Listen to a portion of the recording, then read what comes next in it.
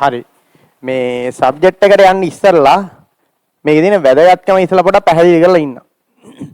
දැන් අපේ විභාග ප්‍රශ්න පත්‍රයේ දැන් සිලබස් එක ගත්තොත් කොටස් හතරක් තියෙනවා දන්නවනේ නේද?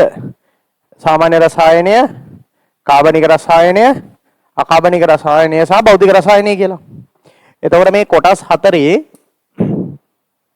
දල වශයෙන් ගත්තහම අපිට ලකුණු 25 ගාන තමයි බෙදිලා තියෙන්නේ.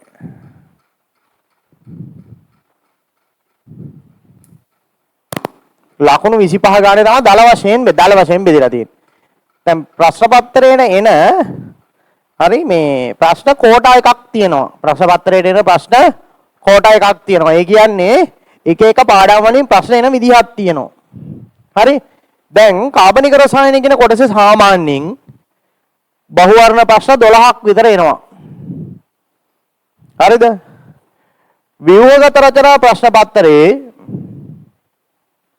ඒ කියන්නේ ඒ කොටසේ හතරවෙනි ව්‍යුහගත රචනා ප්‍රශ්නේ අනිවාර්යෙන් එන්නේ මේ කාබනික රසායනය. හොඳද? රචනා ප්‍රශ්න පත්‍රයේ ඒ කියන්නේ ව්‍යුහගත රචනා B කොටසේ ප්‍රශ්න නැහැ. C කොටසේ සම්පූර්ණ ප්‍රශ්නයක් තියෙනවා. හරි. ඒ කියන්නේ 9 වෙනි ප්‍රශ්නේ. හරි 9 ඕගනික්. 8 9 10 කියන කොටස් තුන C කොටසටනේ අයිති. 8 9 10 ප්‍රශ්න තුනේ 9 ඕගනික් වල තමයි එන්නේ. එතකොට මෙතන ලකුණු ගත්තොත් බහුවර්ණ ප්‍රශ්න වල ලකුණු 12ක් විතර මේක එහාට මෙහාට වෙනවා. සමහර අවුරුදු වල 11ක් තිබ්බ වෙලාවල් තියෙනවා. 14ක් තිබ්බ අවුරුදු තියෙනවා ඕගනික් ප්‍රශ්න. ව්‍යුහගත රචනා මේ ප්‍රශ්නෙට ලකුණු 5යි. රචනා ප්‍රශ්නෙට ලකුණු 7.5යි. මේ 100ෙන් කියන්නේ. එතකොට කීයද? ලකුණු 24.5ක් තියෙනවනේ. හරි මං දල වශයෙන් 25ක් තියෙනවා කියලා. හරි සාමාන්‍යයෙන් හොඳ ලකුණු බෙදලා යන්න. හොඳයි. ඕක පොඩ්ඩක් එහාට මෙහාට වෙන්න පුළුවන් එක එක අවුරුදු වල විභාග වල ස්වභාවයත් එක්ක. හැබැයි දැන් මේ ප්‍රශ්න දෙක කම්පල්සරි. හොඳද? අනිත් පාඩම් අනිත් කොටස් වල වගේ නෙවෙයි. ඕගනික් වල ප්‍රශ්න අහන්නේ එක ඒකකයක් හෝ එක මාතෘකාවක් පදනම් කරගෙන නෙමෙයි. මාතෘකාවල් පදනම් කරගෙන තමයි ප්‍රශ්න අහන්නේ. හැබැයි මේකේ සමහර ප්‍රශ්න දැන් ප්‍රශ්න වල ස්වභාවය ගත්තාම මුළු සිලබස් එකම සමහරවට එක ප්‍රශ්නකින් කවර් වෙනවා. දැන් ඔය ඕගනික් වල තියෙනවා පරිවර්තන කියලා જાතිය. සමහර විට පරිවර්තනය කරන්න හරි අපිට මුළු සිලබස් එකේ තැන් තැන් වල තියෙන ඒවා හැම එකක්ම වගේ සමහරට ගන්න වෙනවා. ඒක නිසා අනික් විෂයන් වල වගේ දැන් අපි භෞතික රසායනය ගමු දැන් වායු නියම වලින් ප්‍රශ්නයක් එනවා. ඒතකොට වායු නියම පුළුවන් නම් ලියත හැකි බැරි නම් බෑ. තේරුණාද? ශක්ති විද්‍යාව පාඩමෙන් ප්‍රශ්න කොටසක් එනවා. ඒතකොට ඒ කොටස පුළුවන් නම් පුළුවන් බැරි නම් බෑ. එහෙම හරිද? සමතුලිතතාව පාඩමේ ප්‍රශ්නයක් තියෙනවා රසායනික සමතුලිතතාව. ඒ කොටස පාඩම පුළුවන් නම් ලියත හැකි නැත්තම් බෑ. දැන් භෞතික විද්‍යාව ප්‍රශ්න පත්‍රෙත් එහෙමනේ නේද? යාන්ත්‍ර විද්‍යාවෙන් රචනා ප්‍රශ්නයක් තියෙනවා. දෝලන තරංග ආලෝකයේ පාඩම් දෙකෙන් එක රචනා ඒ පාඩමේ රචනා ප්‍රශ්නයක් තියෙනවා නේද? තාපයේ පාඩමේ එක රචනා ප්‍රශ්නයක් තියෙනවා නේද? ශේෂ්ඨ පාඩමෙන් එක රචනා ප්‍රශ්නයක් තියෙනවා. ධාරා විද්‍යුතේ පාඩමෙන් එක රචනා ප්‍රශ්නයක් තියෙනවා. ඉලෙක්ට්‍රොනික්ස් පාඩමෙන් එක රචනා ප්‍රශ්නයක් තියෙනවා. පදාර්ථය විකිරණය පාඩමෙන් එක රචනා ප්‍රශ්නයක් තියෙනවා. පදාර්ථය යාන්ත්‍රික ගුණ පාඩමේ එක රචනා ප්‍රශ්නයක් තියෙනවා. ඕමනේ තියෙන්නේ. ඒතර පාඩම් 8න් ප්‍රශ්න 8ක් තියෙනවා. ඔයාලා බලලා ලියත හැකියි. තේරුණාද? එතකොට විකිරණීය පාඩම දන්නේ නැහැ කියලා ලොකු හානියක් වෙන්නේ නැහැ ඔයාට. ඔයාට විකිරණීය ප්‍රශ්නේ අතෑරියට දැන් ওই ප්‍රශ්න 8න් විභාගයට ඔයා ලියන්න ඕනේ 4යි ඉන්නේ පුතා. රචනා ප්‍රශ්න 8න් 4යි ලියන්න ඕනේ. හරි. දැන් ඔයාලා දන්නවද දන්නේ නැහැ. ඔගේ මට මතය හැටියට මම කියන්නේ ඔයාලා 6 වෙනි ප්‍රශ්නේද කොහෙද? AB කියලා කොටස් දෙකක් තියෙනවා. A කොටස තාපයේ B කොටස විකිරණයෙන් එන්නේ. ඒක ෆුල් ප්‍රශ්න දෙකක්. 6 ලියනවා නම් 6 A කොටස හෝ B කොටස දෙකෙන් එකයි ලියන්න ඕනේ. ඒතර A කොටස තාපයේ B කොටස පදාර්ථය විකිරණය. එතකොට ඔයා තාපය දන්නේ නැහැ විකිරණය දන්නවා කියලා හිතන්නකෝ. ප්‍රශ්නයක් නැහැ නේ. ලියත හැකියි. ෆුල් ප්‍රශ්න දෙකක් තියෙනවා. හරිද? 7ද 8ද මන්ද 7 වෙනි ප්‍රශ්න 8 වෙනි ප්‍රශ්නේ මන්ද. ඒකෙත් තියෙනවා AB කියලා කොටස් දෙකක්. A කොටස ධාරා විද්‍යුතේ B කොටස ඉලෙක්ට්‍රොනික්ස්. ඒක ඔරන් ලියන්න පුළුවන්. එතකොට අපි හිතමු ඔයාලට මේ තාපය බෑ කියලා. හරිද? ඉලෙක්ට්‍රොනික්ස් බෑ ධාරා විද්‍යුතේ විතරයි පුළුවන් කියලා හිතමු. එතකොට ඔයාලට පදාර්ථය විකිරණයේ පාඩම ලියත හැකි අරගෙන් බදාරා විද්‍යුතේ ප්‍රශ්න ලියත හැකි. ශේෂ්ත්‍ර පාඩම දන්නේ කියමු. කමන්නේ. දෝලන තරංග පුළුවන් ඒක ලියනවා. පදාර්ථ යාන්ත්‍රික ගුණ පුළුවන් කියලා. එතකොට පාඩම් 4යි ඕනේ. රචනා වශයෙන් ලියන්න. හැබැයි බහුවරණ එනවා හැම ප්‍රශ්න පාඩමකින්ම. හරි දැන් ලොකු පාඩම් වලින් බහුවරණ වැඩි ප්‍රමාණයක් එනවා නේද? යාන්ත්‍ර විද්‍යාව පාඩමේ මම හිතන්නේ බහුවරණ 6ක් 7ක් විතර එනවා. තාපේ පාඩමෙනුත් බහුවරණ 5ක් විතර එනවා. ඒතකොට ලොකු පාඩම් අතෑරුණා කියන්නේ එතන ලොකු හානියක් තියෙනවා Tamanට. හැබැයි මම කියන්නේ අර පාඩම දන්නේ නැහැ කියලා මේ පාඩම නොලිය ඉන්න ඕනේ නෑ. හැබැයි ඕගනික් වල එහෙම නෑ. මේ සිද්ධාන්ත කොටස එකිනෙකට අන්තර් සම්බන්ධයි. පැහැදිලිද මේ කියන එක? ඒක සහ ඒක එක. සහ මේ ප්‍රශ්නවලදී ඔයාගෙන් විභාග කරන ප්‍රවීණතාවයන් එකිනෙකට වෙනස්. එක දේවල් අහන්නේ එක ස්කිල්ස් අහන්න ඕගනික් වල. හොඳද?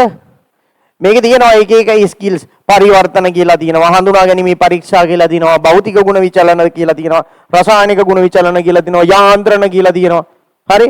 සමාවයවිකතාවය කියලා තියෙනවා, IUPAC නාමකරණය මෙහෙම එක පාඩම් තියෙනවා. ඒ කියන්නේ එක මේ පාඩම් නේ සෝරි. එක ප්‍රවීණතාවයන් තියෙනවා. එක ස්කිල්ස් තමයි ඔයාගෙන් මේ ප්‍රශ්න ඇතුළේ විභාග කරන්නේ. ඒතර ඔයාලට මේ පාඩමේ හරි মালටි ස්කිල් එකක් තමයි ප්‍රැක්ටිස් කරන්න තියෙන්නේ. හොඳද? එතකොට මේ පාඩමේ දැන් අපිට අනිවාර්යයෙන් මෙතන ගන්න ඕනේ ලකුණු 17ක් තියෙනවනේ. මේ 17 නැතුව බෑනේ. හරිද? මේ ටික අනිවාර්යයෙන් ලියන්න බෑ. ඕගනික් ප්‍රශ්න නොලිය හිටියා කියන්නකෝ. C කොටසේ. හරි?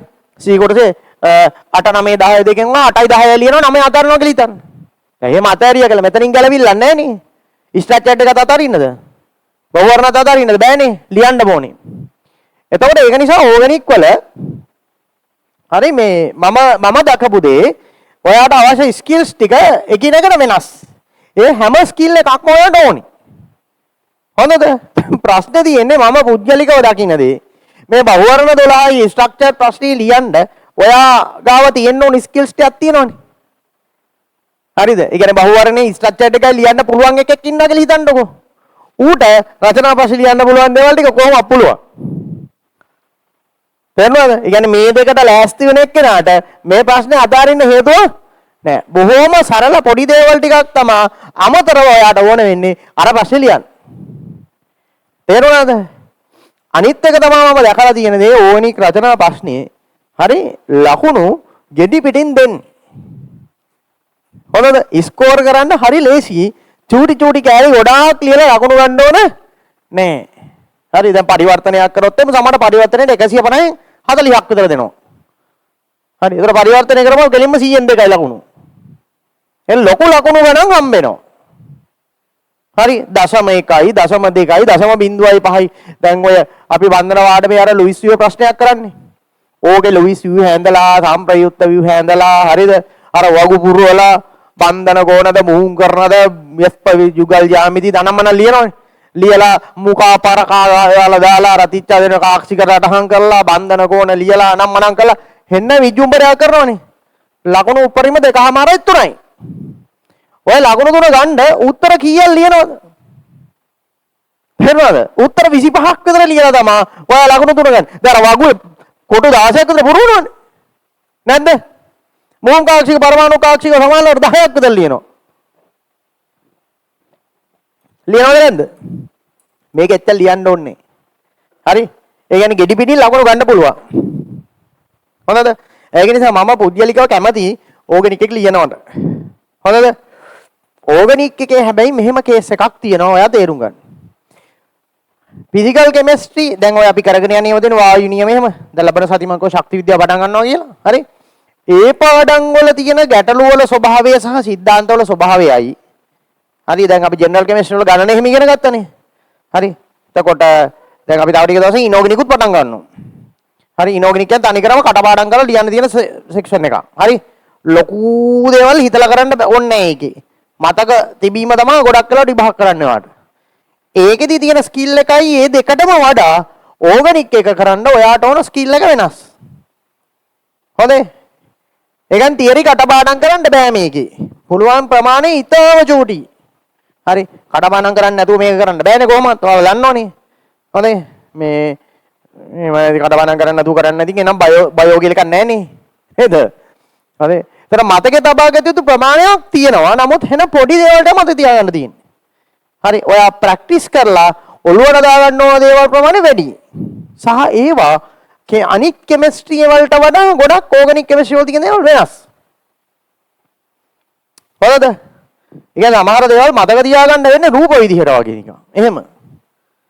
හොඳ ඒ කියන්නේ ලොකු පරිකල්පන හැකියාවක් ඔයාගාව ඩෙවලොප් වෙලා තියෙන්න ඕන. පැහැදිලිද? ඒතර පොඩි කාලේ කාටුන් බල බල ඉඳපු එවුන්, චිත්‍රපටි බල බල ඉඳපු එවුන්. හරි? ඔය YouTube එකේ බහැලාම ඉඳපු එවුන් ඉන්නෝනේ. හරි ෆෝන් එක මූණේ උබාගෙන ඉන්න කට්ටිය. ඒගොල්ලෝ අර පරිකල්පන හැකියාව මොට්ට වෙච්ච කාට ඕගනික් එක කොහොම කන්ට අමාරුයි. තේරුණාද? හරි හොඳ පරිකල්පන හැකියාවක් ඕනේ. ඔන්න අපිට බලාගත්ත හැකි පොඩි කාලේ හොඳට පොත් කියපු කට්ටිය කවුද කියලා. හරි දැන් පොත් කියවපුවම ගොඩක් පරිකල්පන හැකියාව දියුණු වෙනවනේ. හොඳද? එහෙම ස්කිල් එකක් තියෙන එක්කෙනෙක්ට හරි හොඳ හරිම ආසා හිතෙන ඉන්ටරෙස්ටිං සබ්ජෙක්ට් එකක් තමයි ඕගනික්. තේරුණාද? හරි. ඒ කියන්නේ පොත් ගොල්ලන්ට අර ඒගොල්ලෝ කියවලා පරිකල්පනය කරලානේ දේවල් මවාගන්නේ. එහෙම කට්ටියට ඕගනික් මරු. හොඳද? يعني මේක අනිත් මං කියන්නේ අනිත් කොටස් වල පරිකල්පන හැකියාවක් ඕනේ නැහැ කියලා. ඕනේ. හැබැයි එහෙම කට්ටියට මේක සුපීරියර් පර්ෆෝම් කරන්න පුළුවන් තන. ඒ කියන්නේ පුතා දැන් මේ රචනා භාෂාව මේ ප්‍රශ්නේ හරිද? ලකුණු 150ම ගන්න පුළුවන් කියලා මං කියන්නේ. හරි?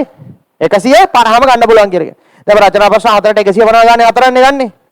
හරි. ඔයාට ඒක ගන්න ඕන නම් ඔය 4න් 2ක් අනිවාර්යෙන් 120න් එහා ස්කෝර් කරලා තියෙන්න ඕනේ 150න්. හරි? ඔයාට 120න් එහා ස්කෝර් කරන්න ලේසිම තැනක් තමයි මේ ඕගනික් රචනා ප්‍රශ්න. හරි? එහෙනම් මම උද්ගලක දාගෙන දැන් මං හිතන්නේ මං අපි ලියපු අවුරුද්දේ ඕගනික් රචනා ප්‍රශ්න ආවේ නැහැ.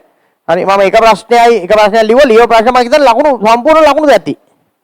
ඒ කියන්නේ ෆුල් මාක්ස් එන්න ලියන්න පුළුවන්. හැබැයි අනිත් පැත්තක් තියෙනවා. හරිද? බැරි වුණොත් බිඳුවයි තමයි. ගෙඩි පිටින් එන්නේ නැති වෙන්නේ ගෙඩි පිටින් තමයි ලකුණු. ඒ හොඳට මතක තියාගන්න. තේරුණාද?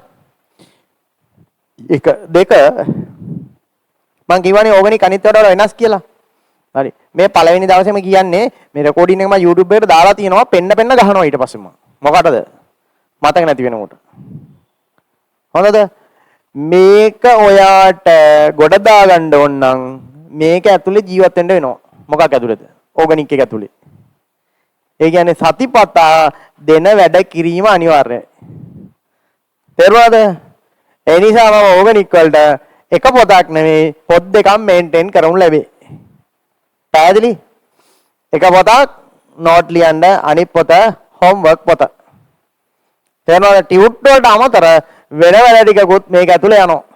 සතිපත හැම සතියෙම ඕගනික් වල වැඩ හම්බ වෙනවා. තේරුණාද? හරි. එතකොට ඉනෝගනික් පටන් ගත්තාමත් මේ වගේම සීන් එකක් කියනවා. ඔයා වීක්ලි පාඩම් කරගත්තේ නැත්නම් මාසයක් විතර ගියාට පස්සේ මොකද වෙන්නේ? සාමසර කන්ද නායේ ගියා වගේ එකක් වෙනවා. පාඩම් කරපු නැති ටික ඔක්කොම ඔලුවට කඩාගෙන වැටෙනවා. තේරුණාද? ඔය සෙනසුරාදා උදේ වරුවේ ඇවිල්ලා ඉන්නවනම් විලාප තියනවා අහන්න පුළුවන්. අපායි ගියපෙවුන් පාඩම් කරන්නේ නැතුව. හරි.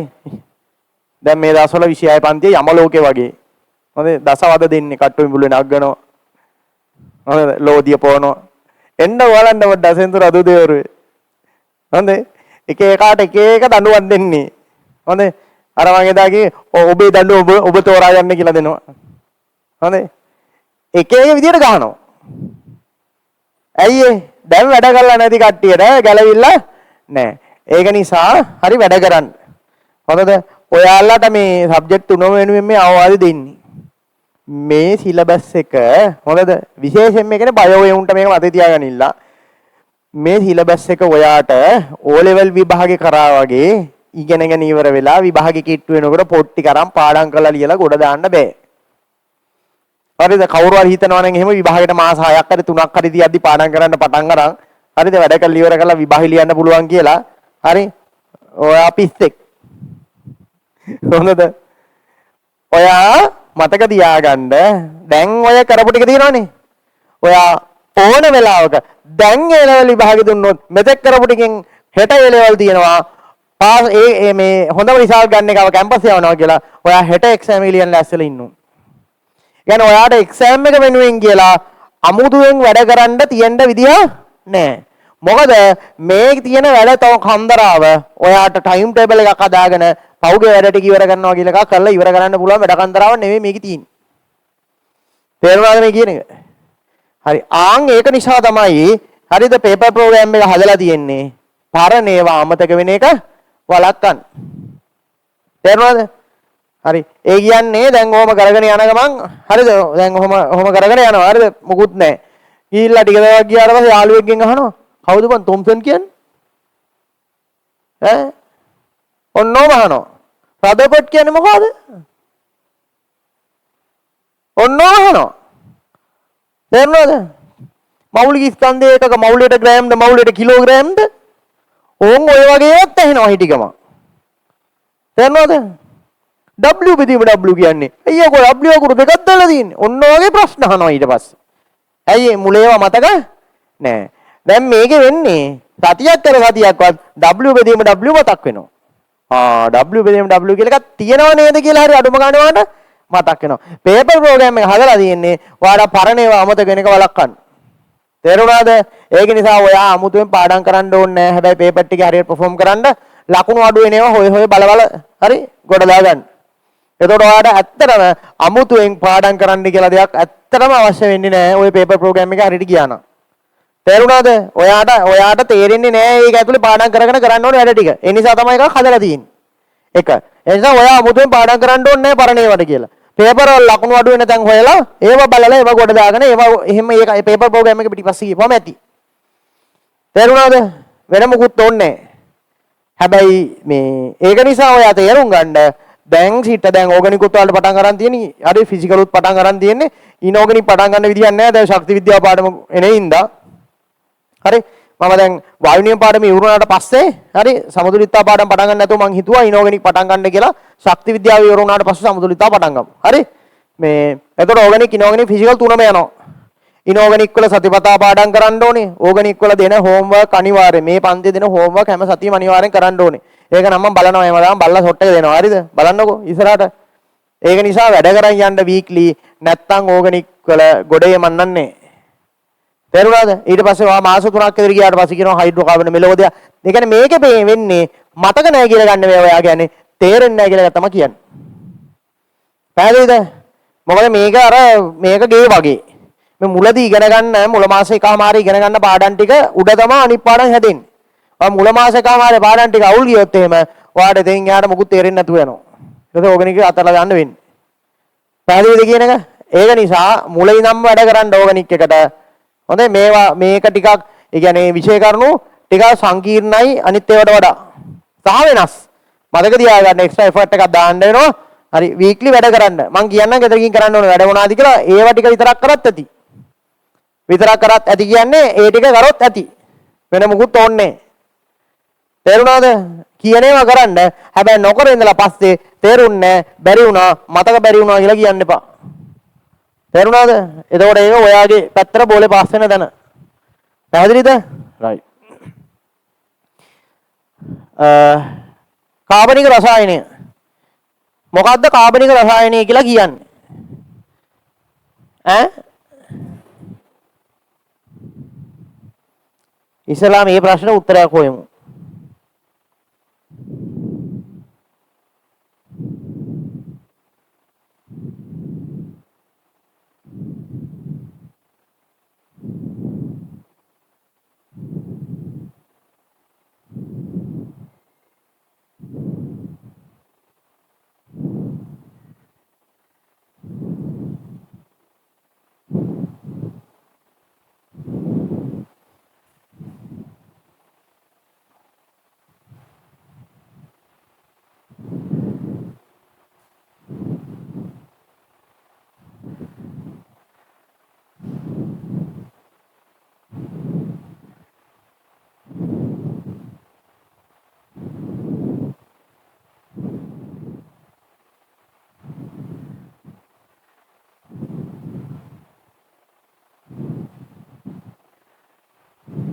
හරි.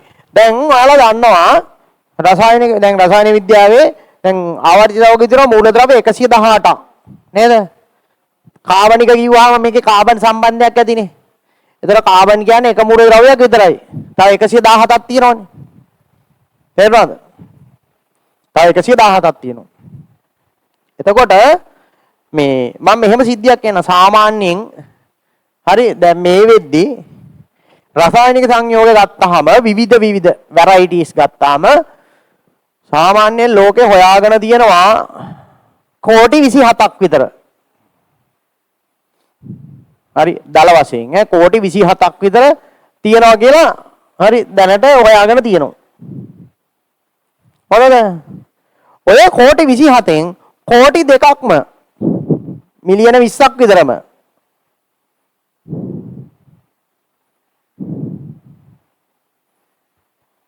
කාබනික සංයෝග කියලා තමයි සලකන්නේ.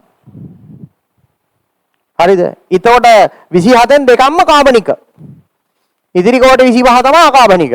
ඉදිරි මූලද්‍රව්‍ය 117න්ම හැදෙන්නේ කෝටි 25යි. තනි මූලද්‍රව්‍යයක් ඇතුළේ කාබන් විතරක් හදනවා කෝටි 2ක් මිලියන 20ක් විතර.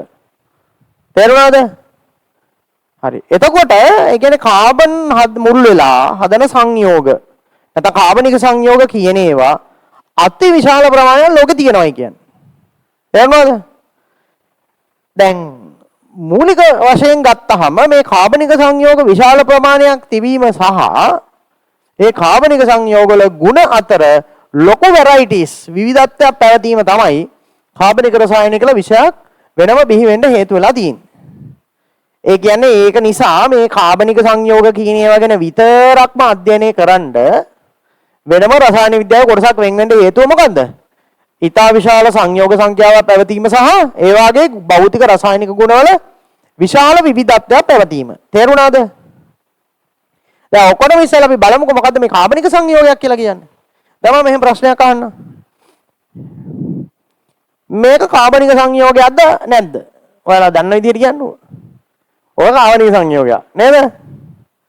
මේක කාබනික සංයෝගයක්ද නැද්ද? ඔක කාබනික සංයෝගයක් නෙවෙයිනේ. ඇයි එහෙම වෙන්නේ? ඉතින් නෙමෙයි. කවුද කිව්වේ? දන්නේ නැහැ. එහෙම නෙවෙයි තමයි සර්. මොකද්ද අමුත්තක් තියෙනවනේ. එහෙනම් ඔයා තේරුම් ගන්න මේ කාබන් තිබූ පමණින් සංයෝගයකට කාබනික සංයෝගයක් කියන්නේ නෑනේ. එහෙනම් මේක නැත්තම් මේකත් කාබනික සංයෝගයක් කියන්න බෑ. එහෙනම් කාබන් තිබූ පමණින් සංයෝගයකට අපි කාබනික සංයෝගයක් කියලා නම් කරන්නේ නෑ. ඒ සංයෝගයේ ව්‍යුහය හැදිලා තියෙන ප්‍රධාන තැනුම් මේකක මූලද්‍රව්‍ය කාබන් වෙන්න ඕනේ. මොකක් වෙන්න ඕනේද? ඒ මූලද්‍රව්‍යයේ ව්‍යුහයේ තැනුම් මේකක හැදිලා තියෙන ප්‍රධාන මූලද්‍රව්‍ය මොනවා වෙන්න ඕනේද? කාබන් වෙන්න ඕනේ. එතකොට එක්කෝ එයාගේ පරමාණු සැකිල්ල කාබන් වලින් හැදලා තියෙන්න ඕනේ. දැන් ලුයිස් ව්‍යුහ දන්නවනේ නේද? සැකිලි ව්‍යුහයක් ඇදලා ලුයිස් ඒ සැකිල්ල කාබන් පරමාණු සැකිල්ල කාබන්ගෙන් හැදලා තියෙන්න ඕනේ. එහෙමත් නැත්නම් ඒ සංයෝගයේ වැඩිම ප්‍රතිශතයක් හැටියට තියෙන සංයෝගය මොකක් වෙන්න ඕනේද? කාබන් වෙන්න ඕනේ. දැන් මේ බලන්න දැන් මේ මීතේන් කියන සංයෝගය ගත්තාම මෙයාගේ බර අණු ප්‍රතිශතය ගත්තත් නැත්නම් හයිඩ්‍රජන් තියෙන බරන් 12 10න් 4යි. 10න් 12ම කාබන්. මේක 44යිනේ කාබන් ඩයොක්සයිඩ් මෞලික ස්කන්ධය. 44න් 12යි තියෙන්නේ කාබන්. හරි? ඉතිරි 32ම ඔක්සිජන්. ඒතර ප්‍රධාන දැනුම් එකක මූලද්‍රව්‍ය හැටියට එතනදී කාබන් සලකන්නේ නැහැ. මොකද කාබන්ට වඩා ඔක්සිජන් විශාල ප්‍රමාණයක් තියෙනවා. පරමාණු සංඛ්‍යාවත් වැඩි, බරාණු ප්‍රතිශතය ගත්තත් වැඩි. තේරුණාද? ඒ නිසා මේ ව්‍යුහයේ ප්‍රධාන දැනුම් එකක මූලද්‍රව්‍ය හෝ නැත්නම් වැඩිම ප්‍රතිශතයක් ලෙස පවතින මූලද්‍රව්‍ය කාබන් වුණොත් තමයි යම් සංයෝගයක් කාබනික සංයෝගයක් හැටියට වර්ගීකරණය වෙන්නේ. තේරුණාද? දැන් CO2ට කාබනික සංයෝගයක් කියන්නේ නැත්තේ ඇයි සහ CH4 කාබනික සංයෝගය කියන්නේ ඇයි කියලා. හරි දෙකේම කාබන් පරමාණුව තියෙනවා. දෙකේම මධ්‍ය පරමාණු වැඩි ක්‍රියා කරන්නේ කාබන්. ඒවට මෙහා තියෙන්නේ 44න් 12යි. මෙහා තියෙනවා 16න් 12. මෙයා වැඩි නේ. අන්න ඒක තමයි කාබනික සංයෝගයක් හැටියට මීතේන් නැත්නම් CH4 නම් කරන්න හේතුව. පැහැදිලිද? එතකොට දැන් ඔය රසායන විද්‍යාවේ මූලිකව ගත්තාම මම ඉස්සලා කිව්වා වගේ අර සංයෝගවල භෞතික රසායනික ගුණ වල තියෙන විවිධත්වයෙන් හින්දා වෙනම කාබනික රසායනික විෂය බිහි වුණා ලෝකේ. නමුත් දැන් මේ කාර්මික දියුණුව සහ විවිධ විද්‍යාත්මක පරීක්ෂණ වලින් ලැබෙන ප්‍රතිඵල හරි වල ප්‍රයෝජන ප්‍රායෝගික ප්‍රයෝජන හැටියට යොදා ගැනීම අපි සලකනකොට හරි විශේෂයෙන් ජීව විද්‍යාත්මක මේ ප්‍රතික්‍රියා ජෛව රසායනික ප්‍රතික්‍රියා වල ප්‍රධානම සංඝටකයක් වෙනවා මොනවද? කාබනික සංයෝග. දැන් මෙඩිකල් ෆැකල්ටි වෙනවා බයෝකෙමිස්ට්‍රි කියලා සබ්ජෙක්ට් එකක් උගන්වනවා. හරි බයෝකෙමිස්ට්‍රි වල තනි කරම තියෙන්නේ මොනවද? ඕගනික් තමයි. කාබනික රසායනීය තමයි. හරි එතකොට වෛද්‍ය විද්‍යාව දිනු වෙනවත් එක්ක මේ ජෛව රසායනික ප්‍රතික්‍රියා වලට ගොඩක්ම මේ දායක වෙන්නේ මොන සංයෝගද? කාබනික සංයෝග කියලා ඔන්න හොයාගත්තත් එක්ක ඒක කාබනික රසායනය කියන විෂය වැඩිපුර දියුණු වෙන්න තවත් උපකාර වුණා. ඊට පස්සේ දැන් කාර්මික විප්ලවය ආවට පස්සේ හරි බොරතෙල් භාවිතා කරලා ඉන්ධන නිෂ්පාදනය ඔන්න පටන් ගත්තනේ. ඊට පස්සේ බොරතෙල් ආශ්‍රිත ඉන්ධන නැත්නම් පොසිල් ඉන්ධන කියන ඒවා ලෝකේ ලොකු චරිතයක් රඟපාන්න ගත්තා. දැන් පොසිල් ඉන්ධන කියලා කියන්නේ ඔක්කොම මොනවද? හයිඩ්‍රෝකාබන. එහෙම නේද? පොසිල් ඉන්ධන කියන්නේ මොනවද? හයිඩ්‍රෝකාබන. හරි පූස කෑ ගන්නවා හරි. මේ තරමින් පූස කෑ ගන්නවා දැකලා නැද්ද? දැකලා තියෙනවනේ. ඌත් ඉඳපු දෙන්නේ පවුනේ අහිංසකයා.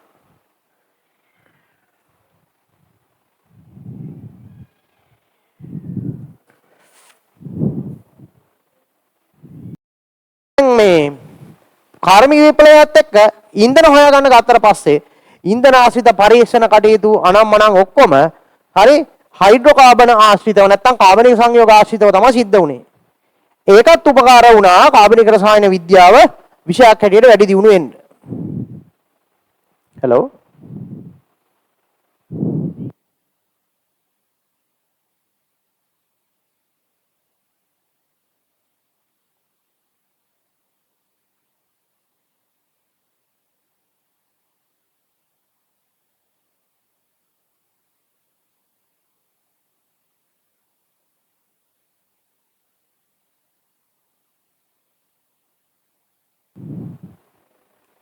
හරි දැන් මේ තුන්වෙනි කාරණාව ඔන්න වෛද්‍ය විද්‍යාව ඊගාවට ඉන්ධන තුන්වෙනි කාරණාව තමයි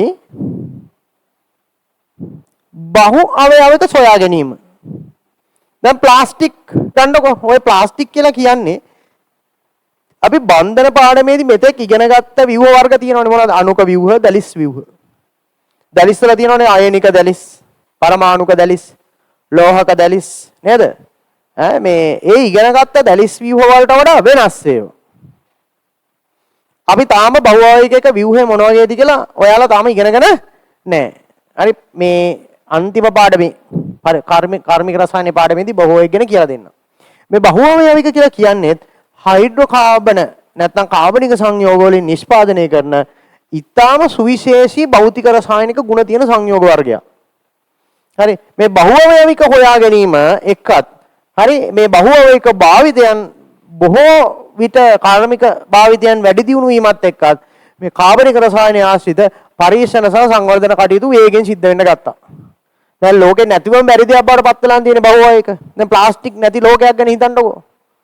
හරි ප්ලාස්ටික් නැති ලෝකයක් ගැන හිතනවා කිව්වට ප්ලාස්ටික් නැති ලෝකයක් හිතන්න බෑනේ බං. නේද?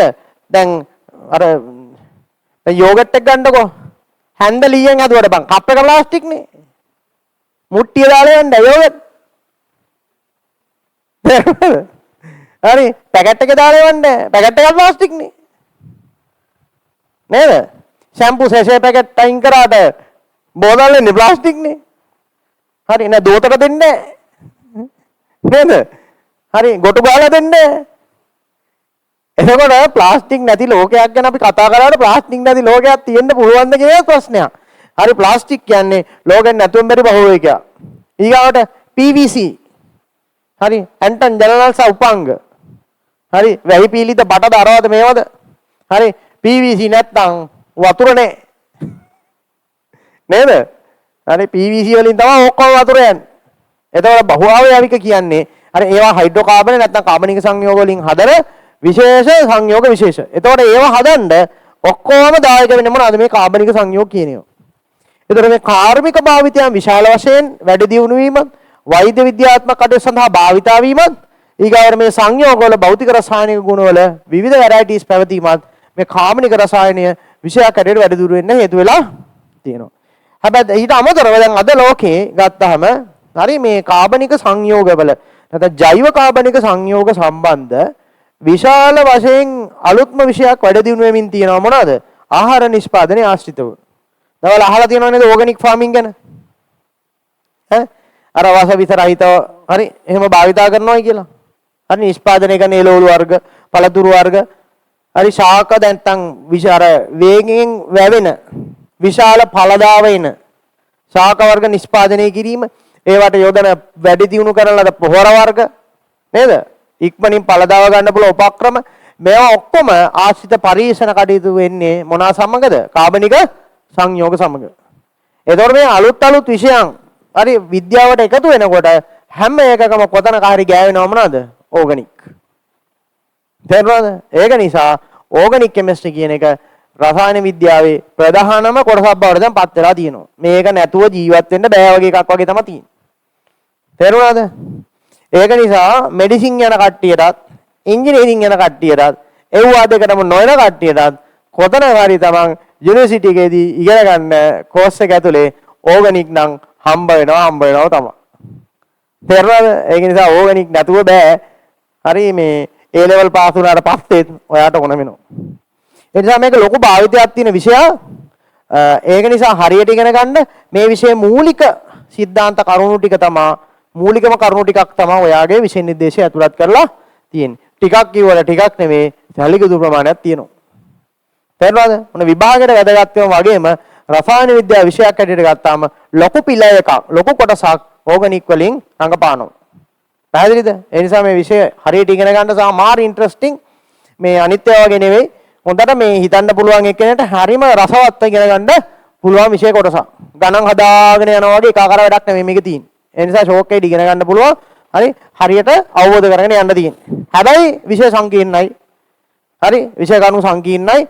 අර මේක ඇතුලේ හාරගෙන ගිහින් එහෙම කරන්න ඕන දේවල් තියෙනවා. කියන්නේ කරුණු ඇතුළට ගැඹුරට විශ්ලේෂණය කරන්න ඕන තැන් තියෙනවා. හරියට අවබෝධ කරගන්න ප්‍රශ්න දෙනවට අහන්න. මේක නම් පුතේ අනිවාර්යෙන් ප්‍රශ්න එන එක එනවා.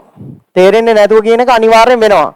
ඒ නිසා ප්‍රශ්න අහන්න කරුණා කරලා අදාළ කැලල තේරෙන්නේ නැතුව කියපු ගමන් ආයි කියනවා. පැහැදිලි? රයිට් නෝට් එක ලියාගමු. මේ ඔය පසුබිම සම්බන්ධ කොටස මම ලොකු නෝට් එකක් දෙන්නේ නැහැ. මම ඔයාලට වැඩි විස්තර කිව්වේ මේ විෂය ස්වභාවය ගැන අවබෝධයක් ගන්න.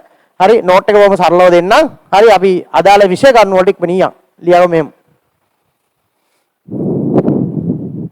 කාබනික රසායනය ලෝකයේ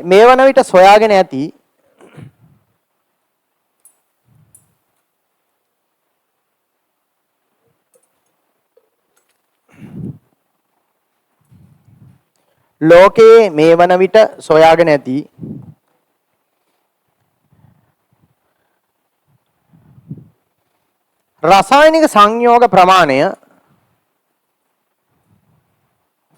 රසායනික සංයෝග ප්‍රමාණය මිලියන 270 ඉක්මවන අතර මිලියන 270ක් ඉක්මවන අතර කෝටි 27ක් කියන්නේ මිලියන 270ක් නේ. මිලියන 270 ඉක්මවන අතර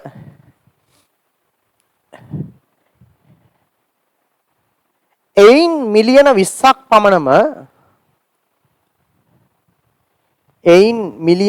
පමණම කාබනික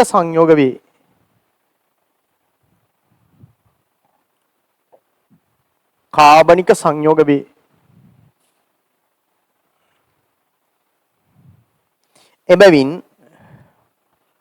එබැවින්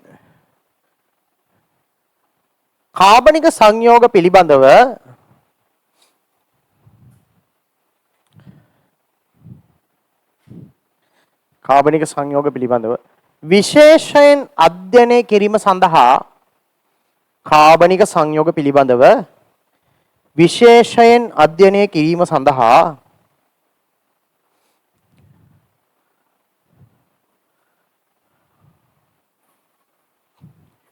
කාබනික රසායනය වශයෙන්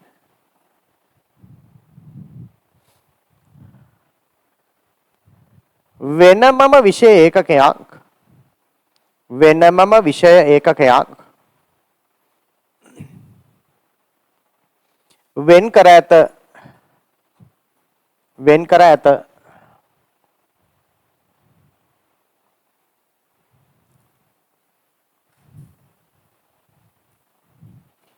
හරි අලුත් කරුණක් ලියන්න අලුත් ඡේදයකින් කාබනික රසායනය විෂයක් ලෙස කාබනික රසායනයේ විෂයක් ලෙස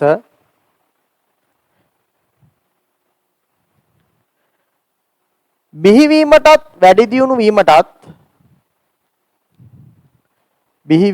වැඩි දියුණු වීමටත්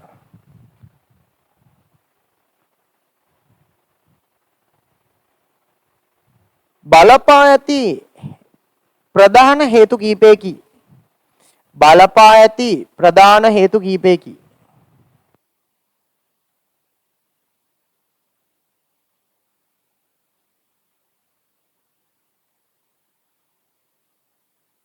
බලපා ඇති ප්‍රධාන හේතු කීපයකි. තලලකුණු දාලා ලියමු.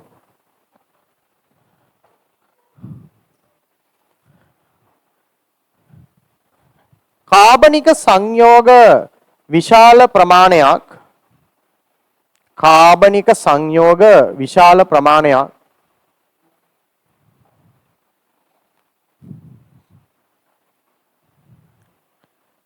විශාල ප්‍රමාණයක් පැවතීම සහ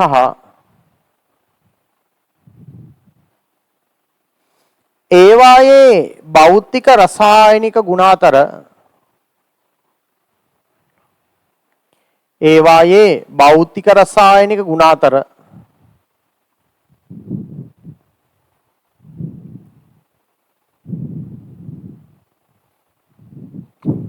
විශාල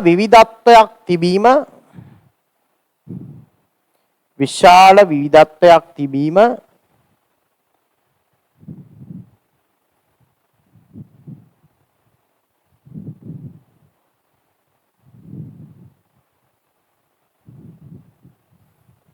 දෙක ජීව විද්‍යාත්මක සංසිද්ධීන්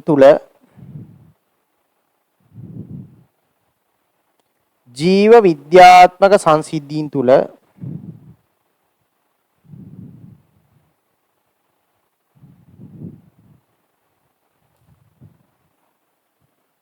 ඇතිවන වෙනස්කම් පැහැදිලි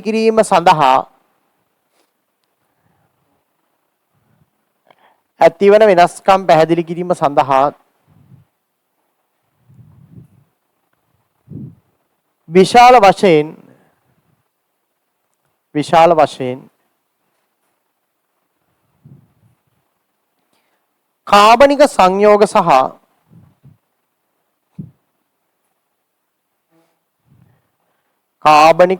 සහ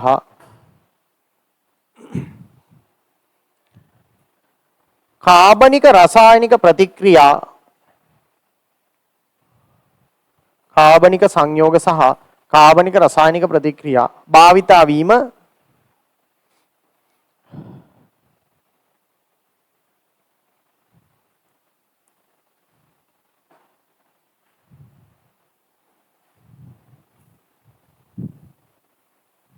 ඊගාව කරුණ මිනිසාට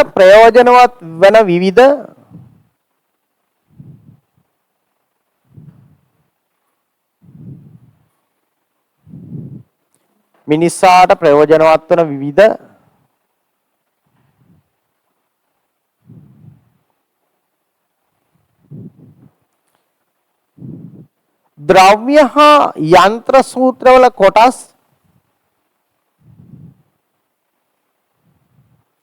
ද්‍රව්‍ය හා යන්ත්‍ර සූත්‍රවල කොටස්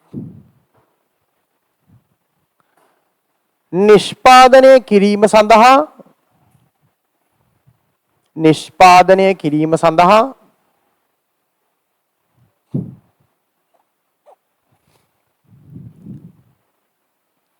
කාබනික සංයෝග භාවිතා වීම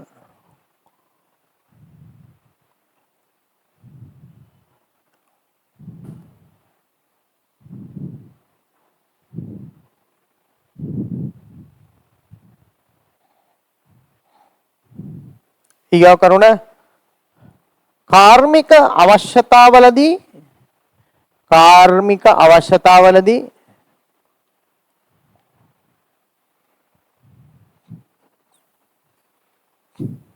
භාවිතා කෙරෙන ඉන්ධන වර්ග බොහොමයක්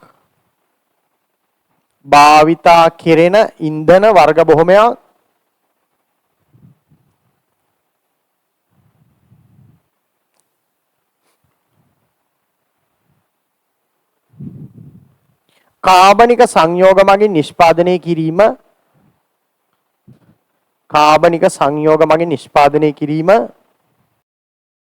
ලියන්න කාබනික සංයෝග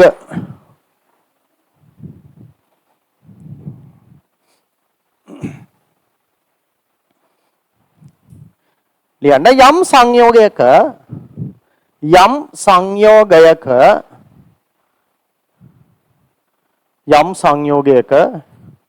ව්‍යුහයෙහි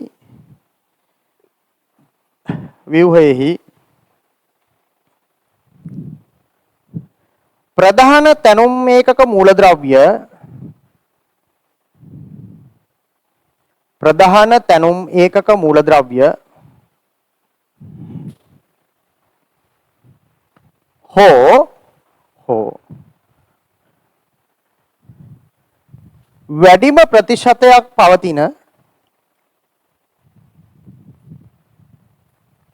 ප්‍රතිශතයක් පවතින මූලද්‍රව්‍ය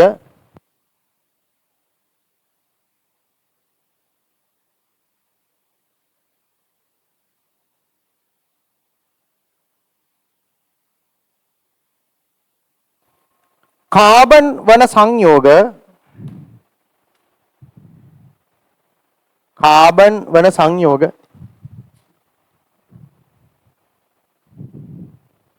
කාබනික සංයෝග ලෙස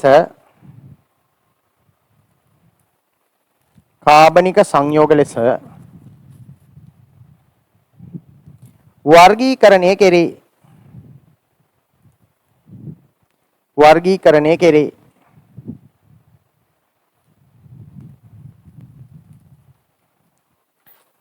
කාබනික සංයෝගයකට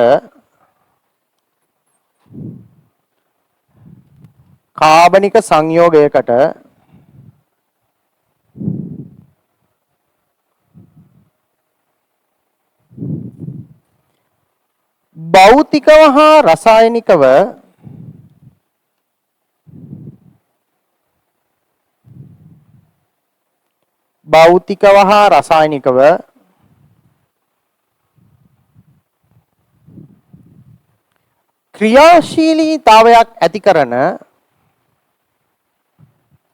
ක්‍රියාශීලීතාවයක් ඇති කරන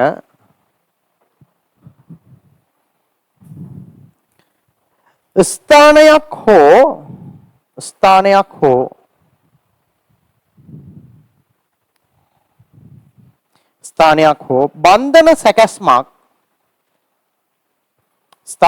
හෝ බන්ධන සැකැස්මක්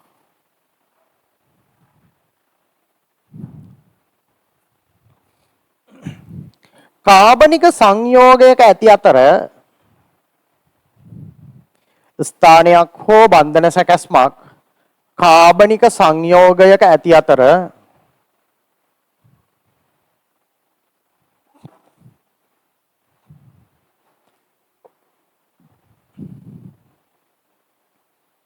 එය ක්‍රියාකාරී කාණ්ඩයක් ලෙස හැඳින්වේ.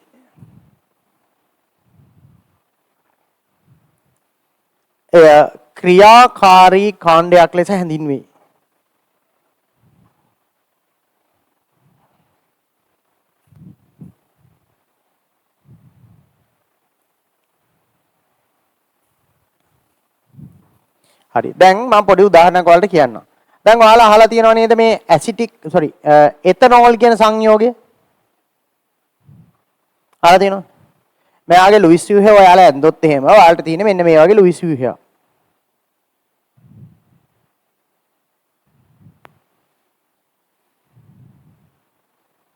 හොඳද? ඔය තමයි ලුයිස් ව්‍යුහය. දැන් මේකේ ඔක්සිජන් මත එක සෙරු වෙලක් තියෙනවා. මේ එතනෝල් වල රසායනික ක්‍රියාශීලීතාවය ඇති කර තැන තමයි මෙතන. මොකද මෙන්න මේ OH ඛණ්ඩය කියන එක. තේරෙනවද? එතන මේක තමයි එතනෝල් නැත්නම් මධ්‍යසාරවල ක්‍රියාකාරී කාණ්ඩය කියලා කියන්නේ. තේරුණාද? එතන ඔය හැම කාබනික සංයෝගයකම හරි ඔය විදිහට ක්‍රියාශීලීතාවය ඇති කරන දැන් එකක් දෙකක් තුනක් හතරක් පහක් වුණා තියෙන්න පුළුවන්.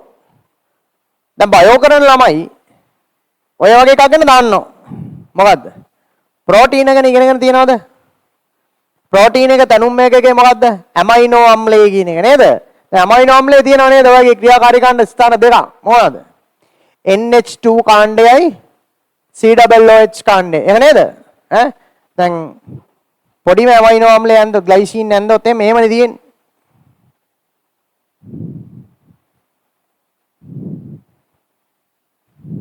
ඔන්නව තමයි තියෙන්නේ නේද? හරි. එතන මේ දෙපැත්ත තියෙනවා. එයාට ක්‍රියාශීලීතාවය ඇති කරන ස්ථාන දෙකක් නේද? ওই දෙකෙන් තමයි බහු අවයවීකරණය වෙලා නේද? ලොකු ප්‍රෝටීනයක් හැදෙන්නේ. පැස් ළමයි දන්නේ නැහැ. ඉතින් හරි කරන්න දෙයක් නැහැ. එතකොට මේ මම මේ ඇඳපු සංයෝගයේ මේ දෙපැත්තේ තියෙනවා මේ විශේෂ ස්ථාන දෙකක්.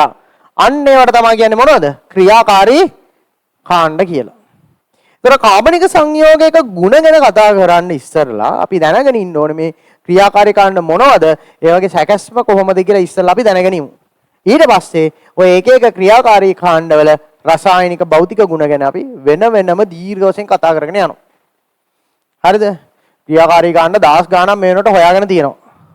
ඔයාගේ සිලබස් එකේ 14ක් විතර කියලා දෙන්න කියලා තියෙනවා. තේරෙනවද? මූලික මේවා 14ක් විතර උගන්වනවා. ඒ ටික ගැන තමයි ඔයාගේ සිලබස් එකේ ඔය මාස ගාණක් ඉගෙන ගන්න තියෙන්නේ ඔය 14 ගැන. තේරෙනවද? ඒ ලොකු කතන්දර ටිකක් ඉගෙන ගන්න තියෙනවා. ඒතර ක්‍රියාකාරී කාණ්ඩයක ස්වභාවය මොකද්ද? එයා මගින් තමයි කාබනික සංයෝගයක් කිමිකලි ඇක්ටිවේට් කරන්නේ. රසායනික ක්‍රියාශීලීතාවය ඇති කරලා දෙන්නේ. තේරෙනවද? ඒතර ක්‍රියාකාරී කාණ්ඩවල ව්‍යුහය සහ වගේ ගුණ ගැන කතා කරන්න අවශ්‍ය මූලික මූලධර්ම ටික තමයි අපි ඉස්සෙල්ලාම ඉගෙන ගන්න යන්නේ. ඊට පස්සේ එක එක ක්‍රියාකාරී කාණ්ඩ වෙන වෙනම අරගෙන ඒ වගේ ව්‍යුහය සහ ගුණ ගැන අපි කතා කරලා යනවා. දැන් ඒක කතා කරන්න අවශ්‍ය බේසික් තියරි ටිකක් තියෙනවා අපි දැන සිටිය යුතු. ඒ ටික තමයි ඉස්සෙල්ලාම කියලා දෙන්න යන්නේ. රයිට්? ක්‍රියාකාරී කාණ්ඩයක් ලෙස හදින්නේ. ලියා ගන්න. එක් එක් ක්‍රියාකාරී කාණ්ඩෙහි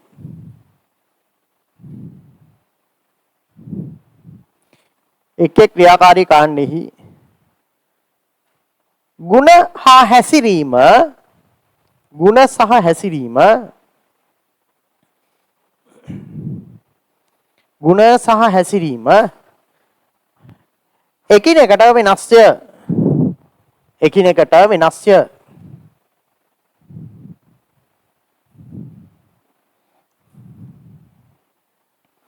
එකිනෙකට වෙනස්ය. ඒ පිළිබඳව අධ්‍යයනය කිරීම සඳහා අවශ්‍ය ඒ පිළිබඳව අධ්‍යයනය කිරීම සඳහා අවශ්‍ය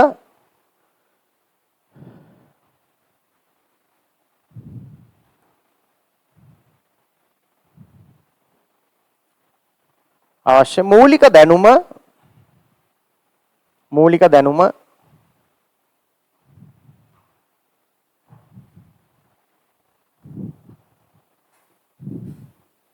පළමුව ලබාගෙන සිටිමු.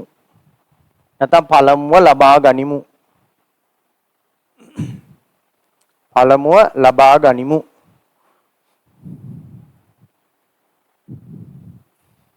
හරි. අහගන්නකො. ඕගනික් සිලබස් එකේ හරි කියන්නේ ඒ ලෙවල් සිලබස් එකේ කාබනික රසායනයේ කොටස තියෙනවා ඒකක 4ක්. හරිද? 7 8 9 10 කියන ඒකක 4 තියෙන්නේ ඕගනික් වලට. හරිද? ඔය සිලබස් එකේ තියෙන පැටර්න් එකට නෙවෙයි මම උගන්වන්නේ. ඊට වඩා පොඩ්ඩක් වෙනස් විදිහකට. අපි ඉගෙන ගන්න ඕගනික් සිලබස් එකේ ඒකක 15ක් තියෙනවා. තේරුණාද? මම මේ තියෙන සිලබස් එකේ තියෙන කරුණු ටික ඔක්කොම එකතු කරලා සමහර තියෙන තැන් එහාට මෙහාට කරලා උගන්වන්න ඊට වඩා හොඳ ක්‍රමයක් හදලා තියෙනවා. හොඳේ. ඒ ක්‍රමයට මම ඔය සිලබස් එක මාතෘකා 15කට බෙදලා තියෙනවා. තේරුණාද? ඒ 15න් ඔය ක්‍රියාකාරී කාණ්ඩ ගැන ඉගෙන ගන්න මාතෘකා 13ක් තියෙනවා. හරිද? 12ක් තියෙනවා. 12යි ඊට අමතරව තව අනු මාතෘකා 3කුත් වෙනම කතා කරනවා. එතකොට මේ 15 පළවෙනි මාතෘකාව තමයි දැන් කතා කරන්නේ. හොඳේ. මේ මාතෘකාව මම නම් කරලා තියෙන්නේ කාබනික රසායන විද්‍යාවේ මූලික සංකල්ප කියලා. තේරුණාද?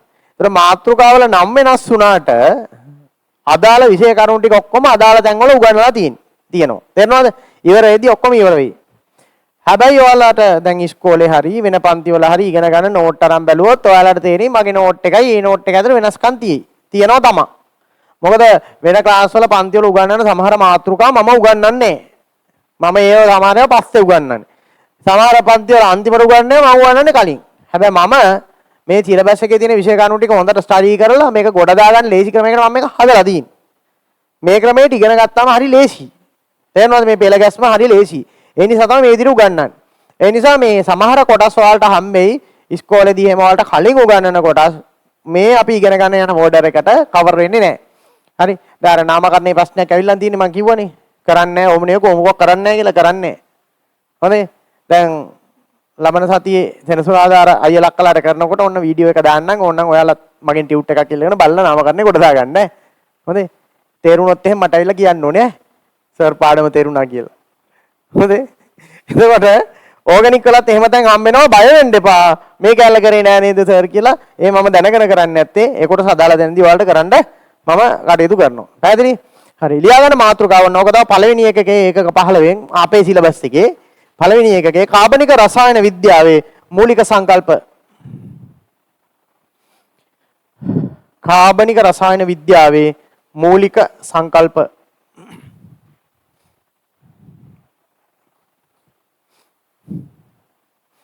කාබනික රසායන විද්‍යාවේ මූලික සංකල්ප.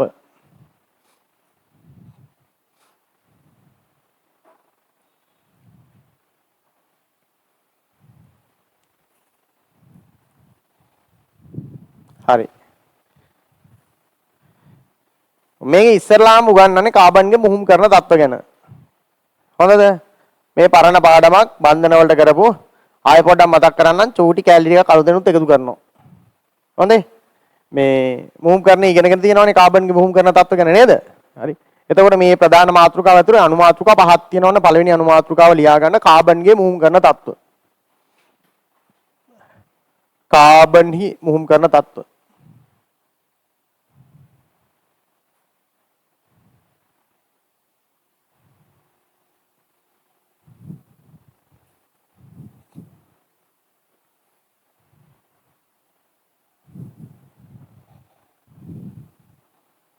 කාබන්හි මුහුම් කරන තත්ත්ව. රයිට්. දන්න නොදන්න හැමෝම කියන්න කාබන්ට මුහුම් කරන තත්ත්ව කීයක් තියෙනවද? 3යි. මොනවාද? sp3 sp2 sp. හරි. මේවා කවුරු හරි මෙතන ඉන්න කට්ටිය අහලා නැත්නම් මට කරුණාකරලා අත උස්සන්න. බලන්න පාඩමක් තියෙනවා මේ පාඩම බලන්නේ කියලා කියන්නේ. හැමෝම දන්නව නේද? ඈ SP3 SP2 SP. හරි. එතකොට මේ එක එක මුහුම් කරන ගැන පොඩ්ඩක් ආයෙ මතක් කරගමු. ඉස්සලාම අපි කතා කරමු මොකද්ද? SP3 මුහුම් කරන්නේ ගැන. හොඳයි. අර කරින් ඉගෙන ගත්ත ටික ටට්ටක් ගාලා මතක් කරලා දෙන්න. හරි. ලියාවම මෙහෙම කාබන්හි මුහුම් කරන තත්ත්ව තුනකි. කාබන්හි මුහුම් කරන තත්ත්ව තුනකි.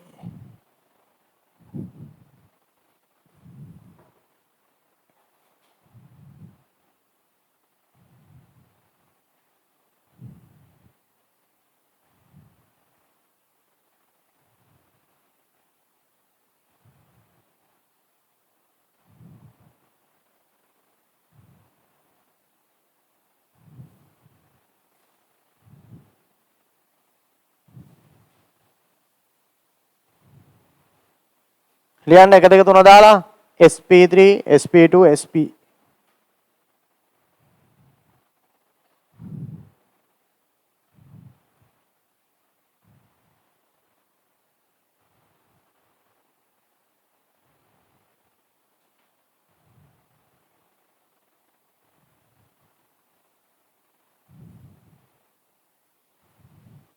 හරි. මතකද දැන් මේ කතාව? මේ තියෙන කාබන්ගේ ඉලෙක්ට්‍රෝන වින්‍යාසයේ භූමි අවස්ථාව නේද?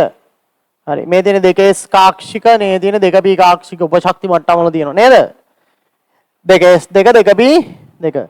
උත්තේජිත අවස්ථාවට යනවා බන්ධන හදද්දී භූමි අවස්ථාවෙන් උත්තේජිත අවස්ථාවට යනකොට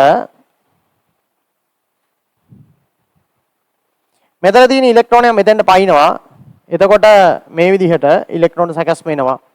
ඒතර sp3 මුහුම් කරන අවස්ථාව කොහොමද එන්නේ මෙහෙම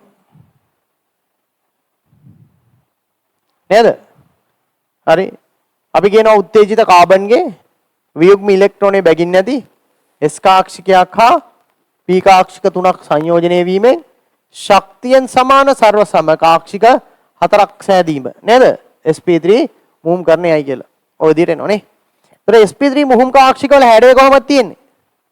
මේ එක පැත්තක් ලොකුයි එක පැත්තක් චූටි නේ. චූටි පැත්තයි ලොකු පැත්තයි. මේ જાති කාක්ෂික හතරක් තියෙනවා. නේද? මේවා චතුස්තලීයව තමයි කාබන් පරමාණුවේ න්‍යෂ්ටිය වටේ මේ විදිහට ව්‍යාප්ත වෙලා තියෙන්නේ. නේද? මේ විදිහට. මේවා මේ ව්‍යාප්ත වෙලා තියෙන බන්ධන කෝණයේ අංශක 109යි 0.5යි. එහෙම නේද? මතකයිනේ මේවා. රයිට්. එඳගමු. මේ එතකොට මේ හැඩය මොකද්ද? චතුස්තලීය හැඩය කියලා තමයි කියන්නේ නේ. රයිට්. ලියගමු. අනුමාත්‍රකාව sp3 මුහුම් කරන්නේ. sp3 මුහුම් කරන්නේ.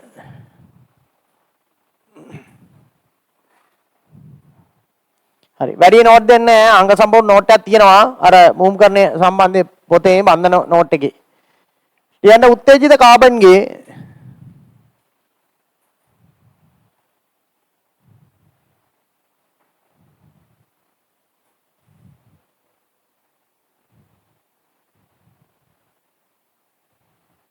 වියුග්ම ඉලෙක්ට්‍රෝනය බැගින් නැති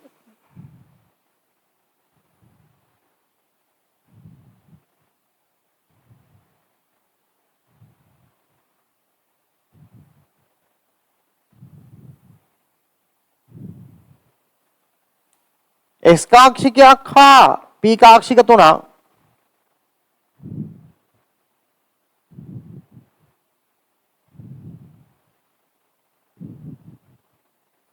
සංයෝජනය වීමෙන්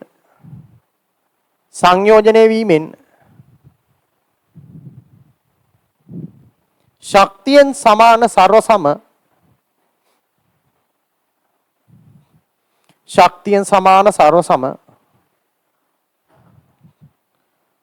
කාක්ෂික හතරක් සෑදීම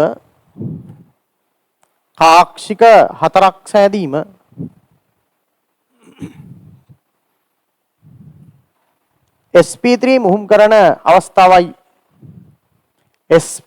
මුහුම් කරන අවස්ථාවයි.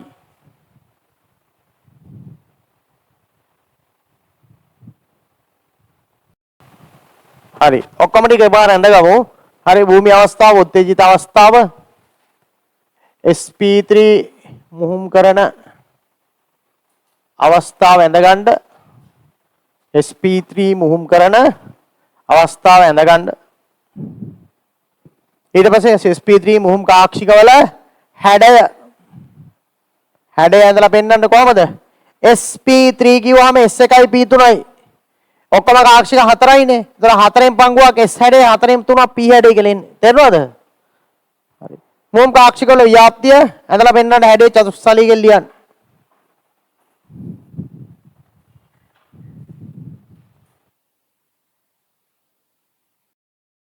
right ඊගාවට sp2 මුහුම් කරන අවස්ථාව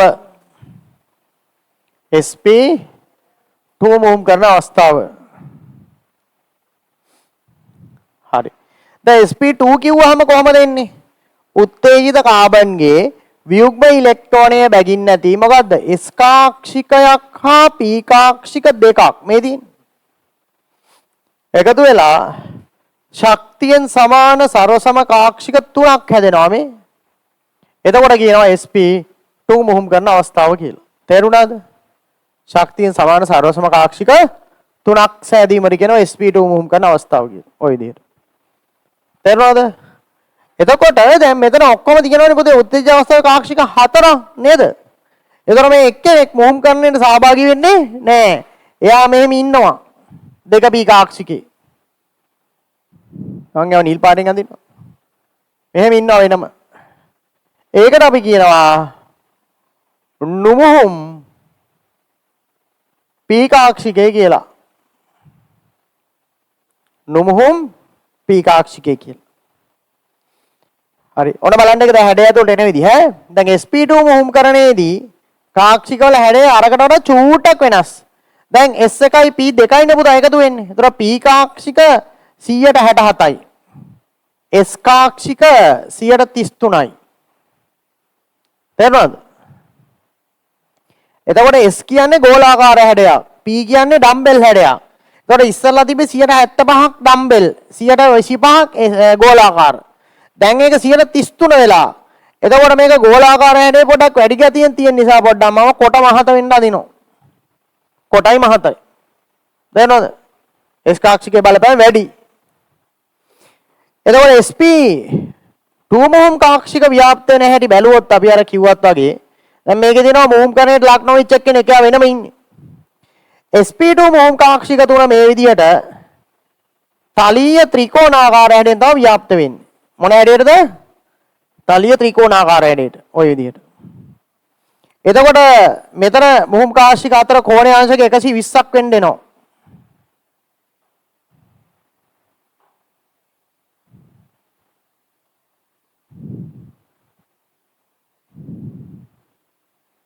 ওই විදිහට අංශක 120ක් වෙන්න.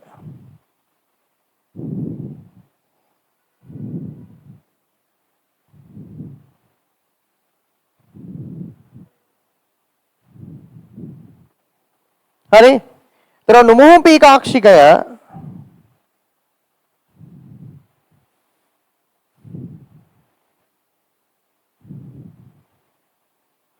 මේ විදිහට අර මුහුම් කාක්ෂික තියෙන තලයට ලම්බ තලයකට එනවා. එතකොට මේ නුමෝම P කාක්ෂිකයේ තියෙන තලයයි මුහුම් කාක්ෂික තියෙන තලය ලම්බයි. පැහැදිලිද? අංශක 90ක් ඔතන එනවා.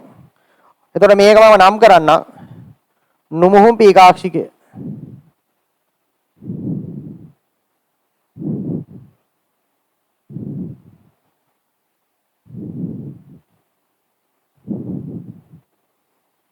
පැහැදිලිද? එතකොට මේ හැඩයට කියන්නේ මොකද්ද? තලීය ත්‍රිකෝණාකාර හැඩය කියලා කියන්නේ. මොකද නුමෝම P කාක්ෂිකය ජ්‍යාමිතික හැඩයට දායක වෙන්නේ නැහැ. හරි? එතන හැඩය තලීය ත්‍රිකෝණාකාර. මේකට තව නමක් කිව්වා මම මතකද? තලීය ත්‍රිකෝණාකාර හැඩයට තව නමක් මොකද්ද? ත්‍රිඅස්ත්‍ර තලීය. ත්‍රිඅස්ත්‍ර තලීය කියලාත් කියනවා. හරිනේ? ලියාගමු. sp2 වෝම් කරන අවස්ථාව උත්තේජිත කාබන්ගේ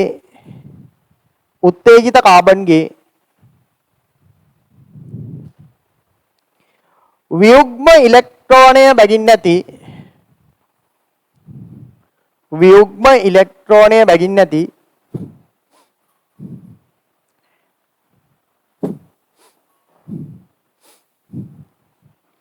S කාක්ෂිකයක් හා වියුග්ම ඉලෙක්ට්‍රෝනය බැගින් නැති S කාක්ෂිකයක් හා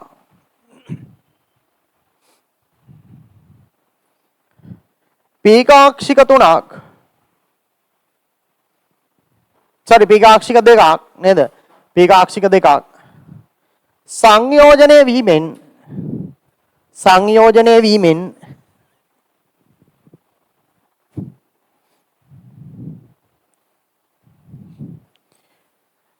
ශක්තියෙන් සමාන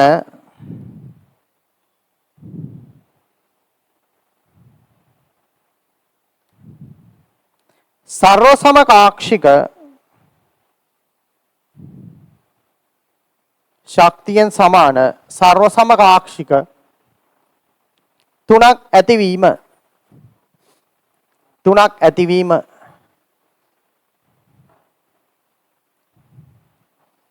sp2 මුහුම් කරණයයි sp2 මුහුම් කරණයයි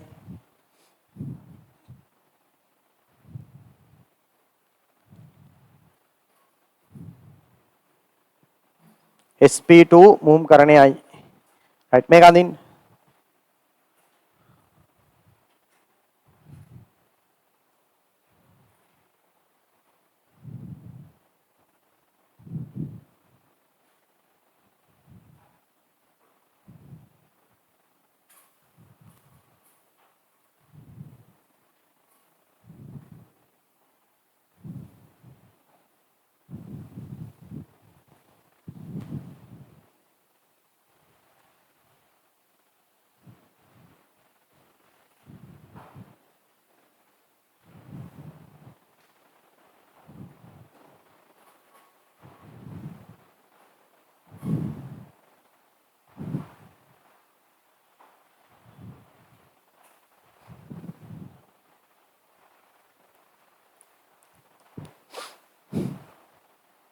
right රූප සටහන ඇඳ ගන්න මුම් කාක්ෂික වල හැඩය ව්‍යාප්තිය හැඩයත් එක්ක ඇඳ ගන්න.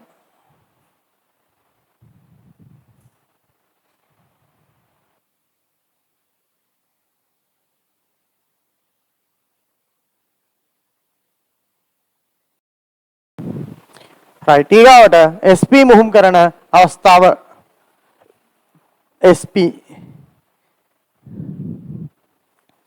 දැන් SP මුහුම් කරන්නේ වෙන්නේ මෙහෙම වියුග්ම ඉලෙක්ට්‍රෝනයේ බැගින් නැති උත්තේජිත කාබන්ගේ මොකද්ද S කාක්ෂිකයක් හා P කාක්ෂිකයක් නේද එකතු වීමෙන් ශක්තියෙන් සමාන සර්ව සමකාක්ෂික දෙකක් හැදෙනවා දෙකක් එතකොට මේකේ අර ශක්තිය ලකුණු කරනකොට පොඩ්ඩක් මෙතන තමයි චුට්ටක් පේන්න ලකුණු එන්න ඕනේ.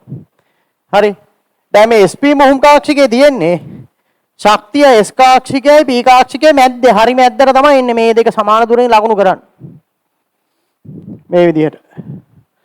එතන මුහුම් කාක්ෂික දෙකයි නුහුම් P කාක්ෂික දෙකයි. නුහුම් P කාක්ෂික දෙකයි.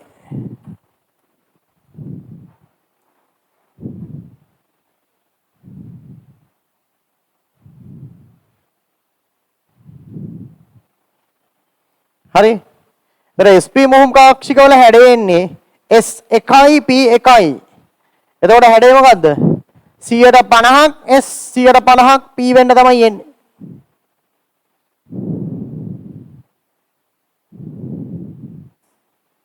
හරි.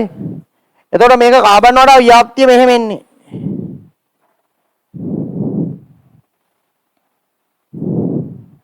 මුහුම් කාක්ෂික දෙක එනවා මේ විදිහට face to face. එතකොට මේ හැඩය රේඛීය. නේද? කෝණයේ අංශක 180යි. නුහුම් P කාක්ෂික දෙක කොහමද එන්නේ? එක නුහුම් P කාක්ෂිකයක් එනවා. මම කෝණේ පස්සේ අඳින්නම් ඈ කෝණේ. මේ විදිහට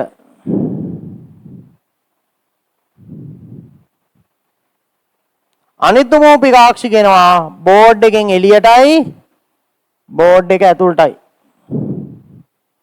මේ විදිහට තේරුණාද? එතකොට මේ මුහුම් කාක්ෂික තියෙන මේක තව පොඩ්ඩක් මෙහාට ගමු. එතකොට මේ මුහුම් කාක්ෂික තියෙන තල අතර සහ නුහුම් P කාක්ෂික තියෙන තල අතර කෝණය අංශක 90 බැගින් එන්නේ. මෙතනත් 90යි මෙතනත් 90යි. තේරුණාද? ඒ කියන්නේ මේ නුහුම් P කාක්ෂික දෙක එකක් එන බෝඩ් එකෙන් එළියට අනිත් එක බෝඩ් එකේ ඇතුළට භාගේ එන්නේ. තේරුණාද? හරි. ඔහමයි එන්නේ. එතකොට මුහුම් කාක්ෂික වල හැඩය මෙතන ලියන්නේ රේඛීය කියලා. මුහුම් කාක්ෂික ව්‍යාප්ති හැඩය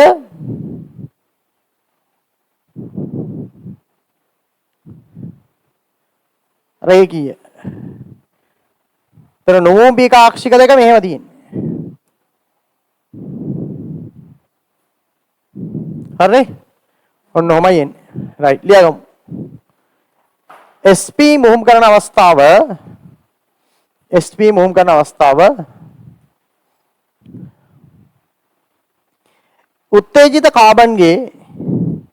උත්තේජිත කාබන්ගේ වියුග්ම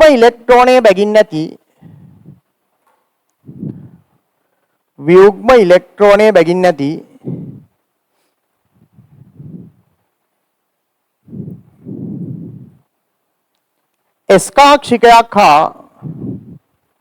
S කාක්ෂිකයක් හා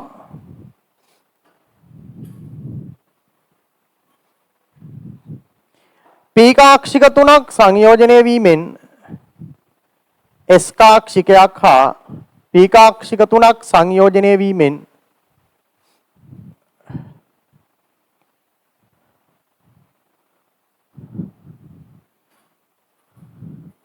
ශක්තියෙන් සමාන සර්ව සම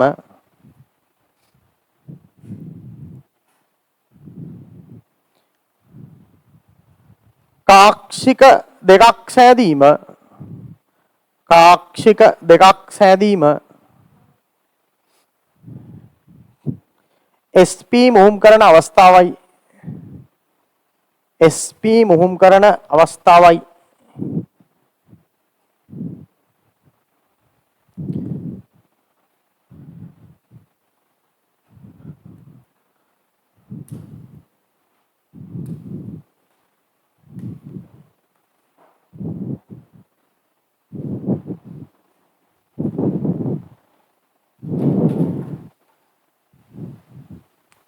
හරි රයිට්. එතනම කතන්දරේ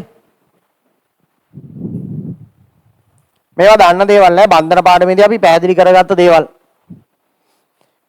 හරි. ඒ කියන්නේ මේ මුහුම් කරන කතාව ඕනේ නම් මම කිව්වේ හරි අපේ YouTube channel එකේ මුහුම් කරන එක වෙනම වීඩියෝ එකක් තියෙනවා. හරි. ඒ වීඩියෝ එක බලන්න. හරි channel එකේ videos කියන තැන scroll කරලා යන්න පල්ලෙහාට හරි මුහුම් කරන්නේ කියලා වීඩියෝ එකක් තියෙනවා. ඒ මුහුම් කරන්නේ බලන්නකෝ සම්පූර්ණ විස්තර කරලා තියෙනවා ওই කතන්දරේ. හරි කියන්නේ මුහුම් කරන්නේ පාඩම විතරක් වෙනම වීඩියෝ එකක් තියෙනවා. අහගන්න. දැන් මේකේ නොකී කතාව මේකයි. මොකද නොකී කතාව? මේ මුහුම් කරන තත්ත්වයන්ට අදාළව කාබන්ට පවතින්න පුළුවන් බන්ධන සැකස්ම වල මොනවාද? අන්න ඒක තමයි ඊළඟට දෙන්නේ. හරි? ලියා ගන්න. ඉහත මුහුම් කරන තත්ත්වයන්ට අදාළව ඉහත මුහුම් කරන තත්ත්වයන්ට අදාළව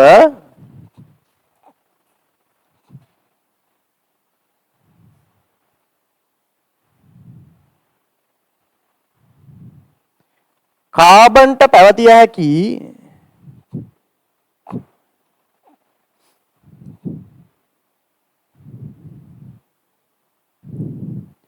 බන්ධන සැකස්ම පහත පරිදි වේ.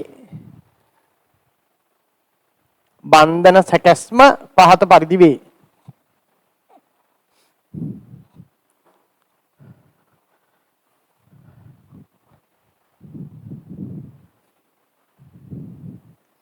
බන්ධන සැකස්ම පහත පරිදි වේ. right. දැන් මම ඔන්න කාබන්ට කාබනික සංයෝග වල තියෙන්න පුළුවන් බන්ධන සැකස්ම වල ඇඳා මෙන්න මේක සම්බන්ධයෙන් මට විශේෂ දෙයක් කියන්න තියෙනවා. ඒකයි මම මේ ඇඳේ. මේ තියෙන්නේ sp3 මුහුම් කරන එකට අදාළව තියෙන්න පුළුවන් බන්ධන සැකස්ම. ඒක තේරෙනවනේ. සිග්මා බන්ධන හතරක්. හරි. වෙන එන්න පුළුවන් විදිහක් නැහැ. sp2 මුහුම් කරනට අදාළවත් මෙහෙම තමයි. සිග්මා 3යි ෆයි 1යි. තේරෙනවද? SP මුහුම් කරනට අදාළව එන්න පුළුවන් ආකාර දෙකක් තියෙනවා. කොහමද?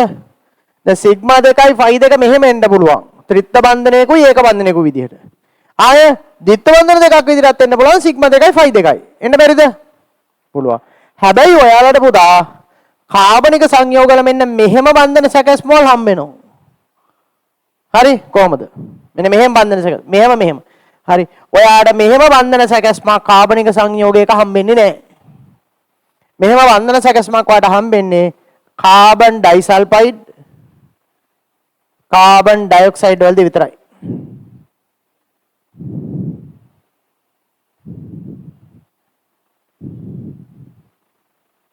තේරුණාද? වෙන තැන් වල හම්බෙන්නේ නැහැ. මේ තමයි ඔයාට කාබනික සංයෝග වල හම්බෙන බන්ධන සැකස්ම. පැහැදිලිද? මෙහෙම බන්ධන සැකස්මක් කවදාවත් කාබනික සංයෝගයක ස්ථායීව පවතින්නේ නැහැ. තේරුණාද? මේවා අඳින්නත් එපා ඇඳොත් වැරදි. ඒකයි මම කියන්න ඕනලා තිබෙන්නේ. තේරුණාද? වැරදිලා આવත් ඔහම අඳින්න එපා. ඔහම සැකස්ම වල ඉන්නේ නැහැ. තේරුණාද? රයිට්. ලියාගමු මෙහෙම. බන්ධන සැකස්ම පහත පරිදි වේ. ලියන්න sp3 sp2 sp. හරි. ඒතර මේක ඇදලා පෙන්නන්න CS2 CO2 පමණි කියලා.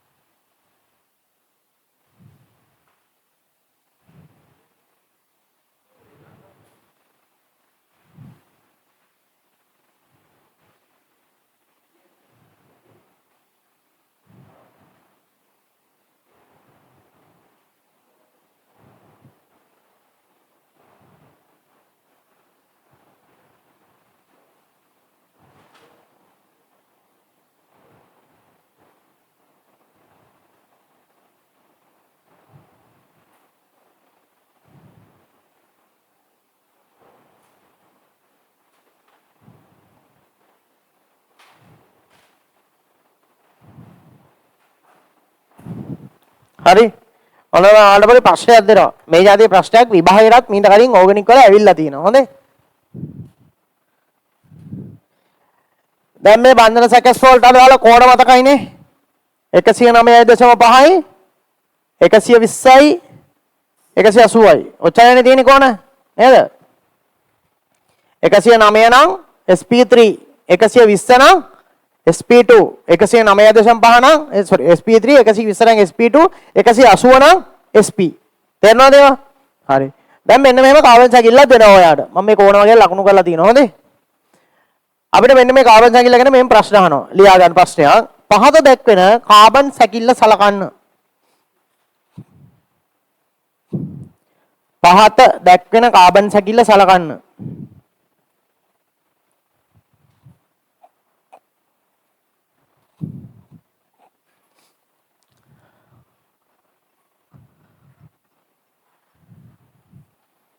පහත දැක්වෙන කාබන් සැකිල්ල සලකන්න.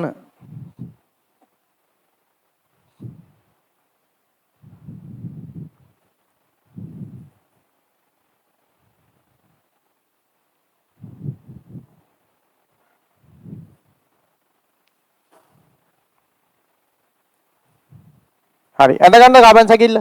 දිගට ඇඳ ගන්න, ලොකුවට ඇඳ ගන්න ඈ. අර බන්ධන කොනේ ඈත් වෙන්න ඇඳ ගන්න.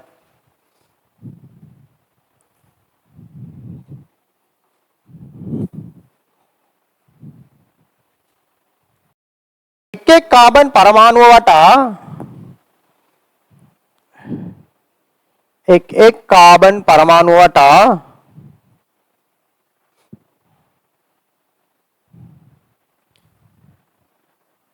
බන්ධන කෝණ සැලකිල්ලට ගනිමින් බන්ධන කෝණ සැලකිල්ලට ගනිමින්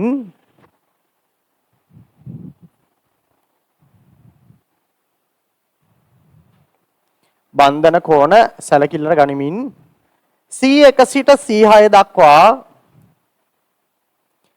C1 සිට C6 දක්වා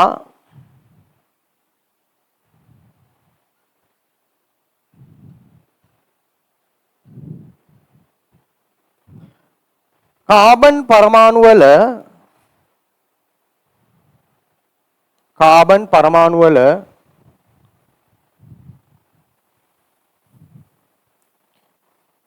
මුහුම් කරන තත්ත්වයන්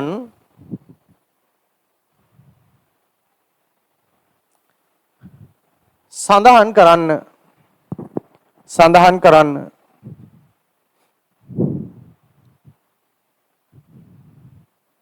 මුහුම් කරන තත්ත්වයන් සඳහන් කරන්න.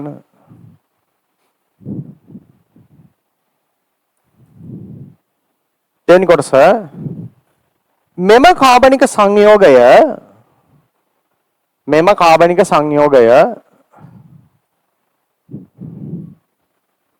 හයිඩ්‍රෝකාබනයක් වේ නම් මෙම කාබනික සංයෝගය හයිඩ්‍රෝකාබනයක් වේ නම්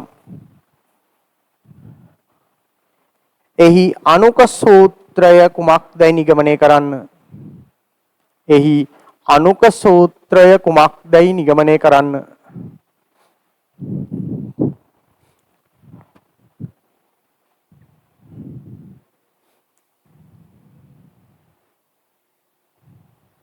අණුක සූත්‍රය කුමක්දයි නිගමනය කරන්න.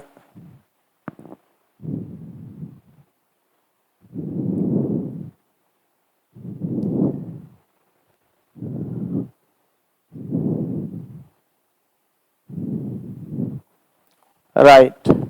මේ වගේ එකක් ආපම මෙහෙමයි කරන්නේ. හරිද? ඔයාට මෙන්න මේ දෙපැත්තේ කාබන් පරමාණු දෙකේ මුහුම් කරන එකපාරම කියන්න බෑ මේ ප්‍රශ්නේ. මැදේව තමයි කියන්න පුළුවන්. ඇයි දන්නවද? දැන් මේ බන්ධන කෝණ දීලා තියෙන මේ මැද කාබන් පරමාණු වටේනේ පුතේ. ඒතර ඒක කියන්න පුළුවන්. මේවා මේ ප්‍රශ්න කරන ක්‍රමය. හොඳේ. දැන් ඔය කෝණ ටික අනුව ඔයාට දැන් මේ හොයන්න පුළුවන් මුහුම් කරන ටිකක් තියෙනවා. ඒ ටික හොයලා දාගන්න ඉස්සෙල්ලම.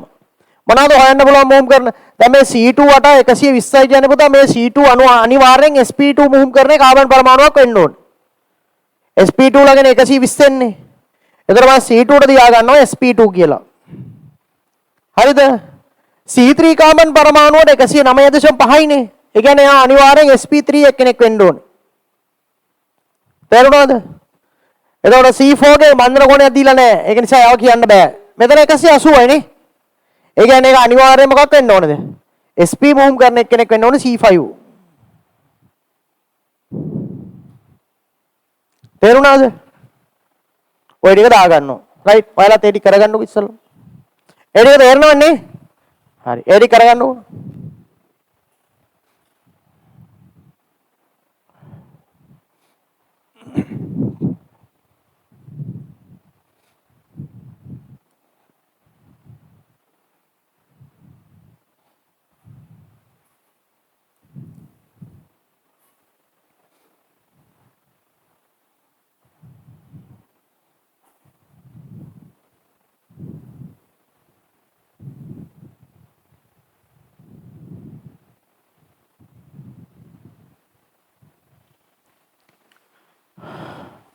හරි නේද? හරි හැමෝම රයිට්. ඊගාවට කරන්නේ දැන් ওই මොහොම් කරලා ලකුණු කරගත්ත ඒවා ටික තියෙනවනේ. ඒ වගේ තියෙන බන්ධන සැකස්ම වල ටික එන්න ගන්න පුළුවන් ඔයාට. දැන් උදාහරණයක් විදියට හරි මේක අනිද්‍ය අඳින්න ඕනේ sp3 ඒවා ඉස්සෙල්ලාම මම ඒක ටිකක් පොඩි ට්‍රික් එකක්. ඒක ලේසි. දැන් මෙන්න මෙයාගේ 109.5යිනේ. ඒ කියන්නේ මෙයාට දෝ සිග්මා බන්ධන දෙකක් ඇඳ ගන්න පුළුවන්. තේරෙනවද?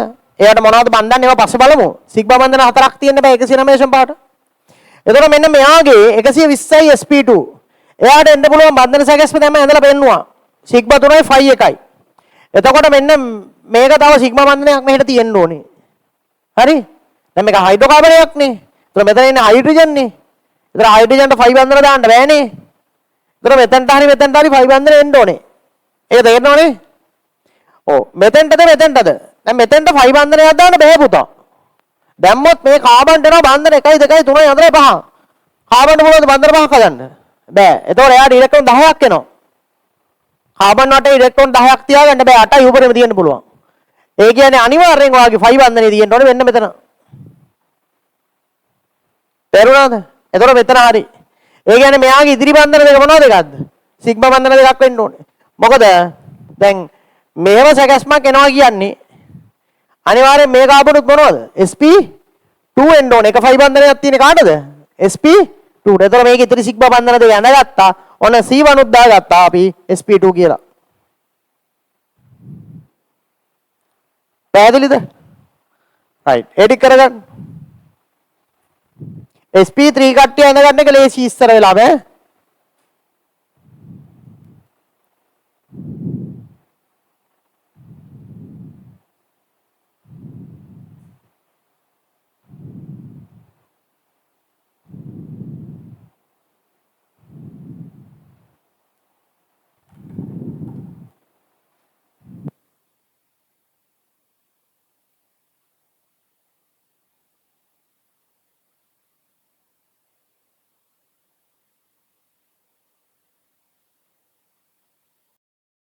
ඊගාවට දැන් මෙතන CH බන්ධන දෙකක් ලඟුණු කරගන්න.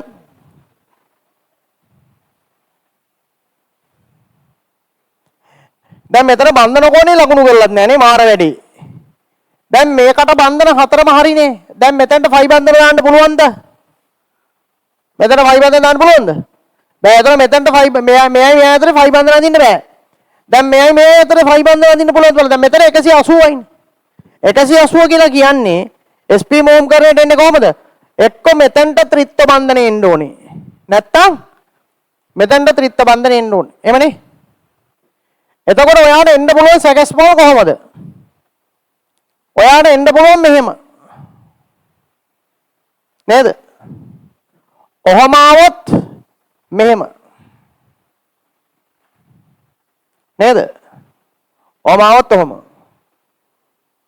හරි. එහෙම නැත්නම් ඔයාට ත්‍රිත්ව බන්ධනය මෙතන දාන්න පුළුවන්. මෙයා SP නම් අනිවාර්යෙන් යාට ෆයි බන්ධනය දාන්න බෑ එක පැත්තකට. මෙහෙම දාන්න පුළුවන්ද?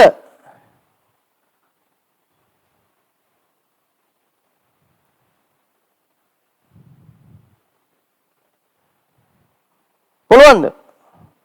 මගේ බන්ධන කොනේ හිතාමතා නැවැත්තු ඒකින්ද. ඔහම දාන්න පුළුවන්ද?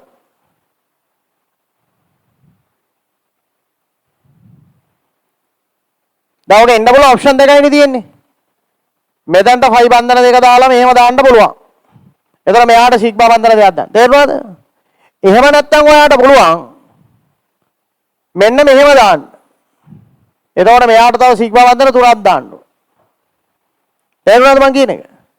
කොහොම අදින්න පුළුවන්ද? මම මේ හැඩ ගලන් දාලා තියෙන වෙන මැෂින් එක. ඒ වුණාට මේ කාබන්ගේ සැකස්ම අදින්න පුළුවන්ද ඔහම? පුළුවන්. ප්‍රශ්නයක් නැහැ නේ. මෙතන 180 දැන් මේ මම 180 කියන්නේ ඇඳලා නැති වෙනම සිද්ධියක්. ඒ වුණාට දාන්න පුළුවන්ද බැරිද? දාන්න පුළුවන්. මේ කාබන් වලට 180ක් එනවද නැද්ද? එනවා. කාබන්ගේ SP එනවද? ඔව්. හරි. මෙයාට මෙහෙම දාන්න පුළුවන්ද? පුළුවන්. ප්‍රශ්නයක් නැහැ. එහෙම නැත්නම් මෙහෙම දාන්න පුළුවන්. ඔහොම. මේකේ වැරද්දක් තියනවද? එහෙම ආවොත් මෙතන සිග්මා බන්ධන දෙකක් තව දාන්න වෙනවා. නේද? ඔය දෙකම හරිනේ. එහෙම එන්න පුළුවන් කියලා මම කියන්නේ. එහෙම වෙන්න පුළුවන්. හරියට බන්ධන කෝණ ඔක්කොම ටික දෙන්න ඕනේ. දුන්නේ නැත්තම් ඔයාලට තර්ක කරන්න පුළුවන් ක්‍රම තියෙනවා කියන්නේ මම මේ කිව්වේ. පැහැදිලිද? ඔයා මෙතන කෝණේ දාගන්න දැන් 109.5යි කියලා.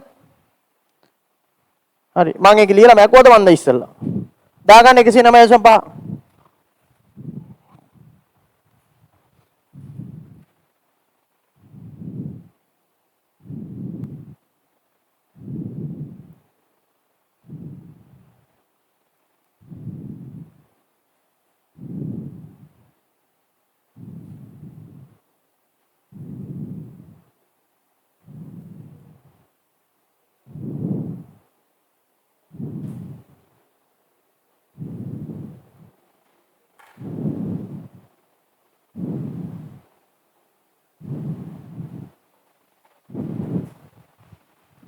හරි. දැන් එන්නේ මෙහෙම නේද? දැන් එන්නේ කොහොම? මෙතන 109.5 නම් මෙහෙම එන්නේ. එතකොට C4 SP3 C5 SP C6 SP වෙන්න ඕනේ මේ C6 SP වෙන්න ඕනේ. එනගන්න.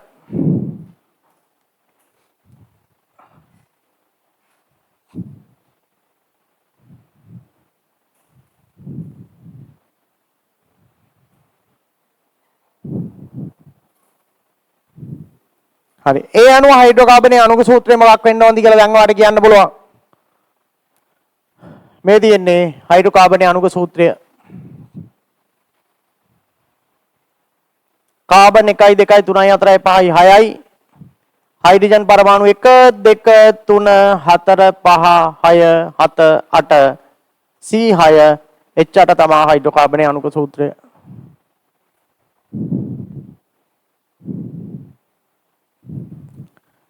පැහැදිලිද ගන්න විදිය? ඔව්. මේ වගේ ප්‍රශ්නයක් විභාගෙට ආව මීට කලින්. ඒකේ ඔක්කොම ওই පිළිවෙල බන්ධන කෝණ ටික දීලා තිබ්බේ. හරි. හැබැයි බන්ධන කෝණ වල අඩුවක් තිබ්බොත් සමහර ලාවට ওই දේ තර කරලා ගන්න පුළුවන්. හොඳේ. අපි ලබන සතියේ කතා කරනවා එකක්. ඒ විදිහේ මැද බන්ධන කෝණයක් නැති වෙලාවට මොකද්ද කරන්න පුළුවන් වෙන ඔප්ෂන් එකකුත් තියෙනවා. හරි. ඒක කොහොමද කරන්නේ කියලා අපි ලබන සතියේ කතා කරනවා. එහෙනම් අපි අදට ඔතනින් ඕගනික් පාඩම නවත්තමු. අපි ලබන සතිය පටන් ගන්නවා ක්‍රියාකාරී කාණ්ඩ කියන කොටස. හොඳේ? හරි. එහෙනම් අද ඔතනින් නවත්තමු. එතකොට අපි ලබන සතියේ සෙනසුරාදා ශක්ති විද්‍යාව පාඩම පටන් ගන්නවා. මම කියවනේ අලුත් පොත් අරගෙන එන්න ශක්ති විද්‍යාව පටන් ගන්න. රයිට්. එහෙනම් ගිල්ලෙන් ආයිබෝන්. පේපර් ලියන්න නැති අය එට ලියන්න අනිද්දා ලියන්න ඈ. හරි. බදාත් දානවා අනිත් පේපර් එක. හරි. ගිල්ලෙන් එන්න ආයිබෝන්.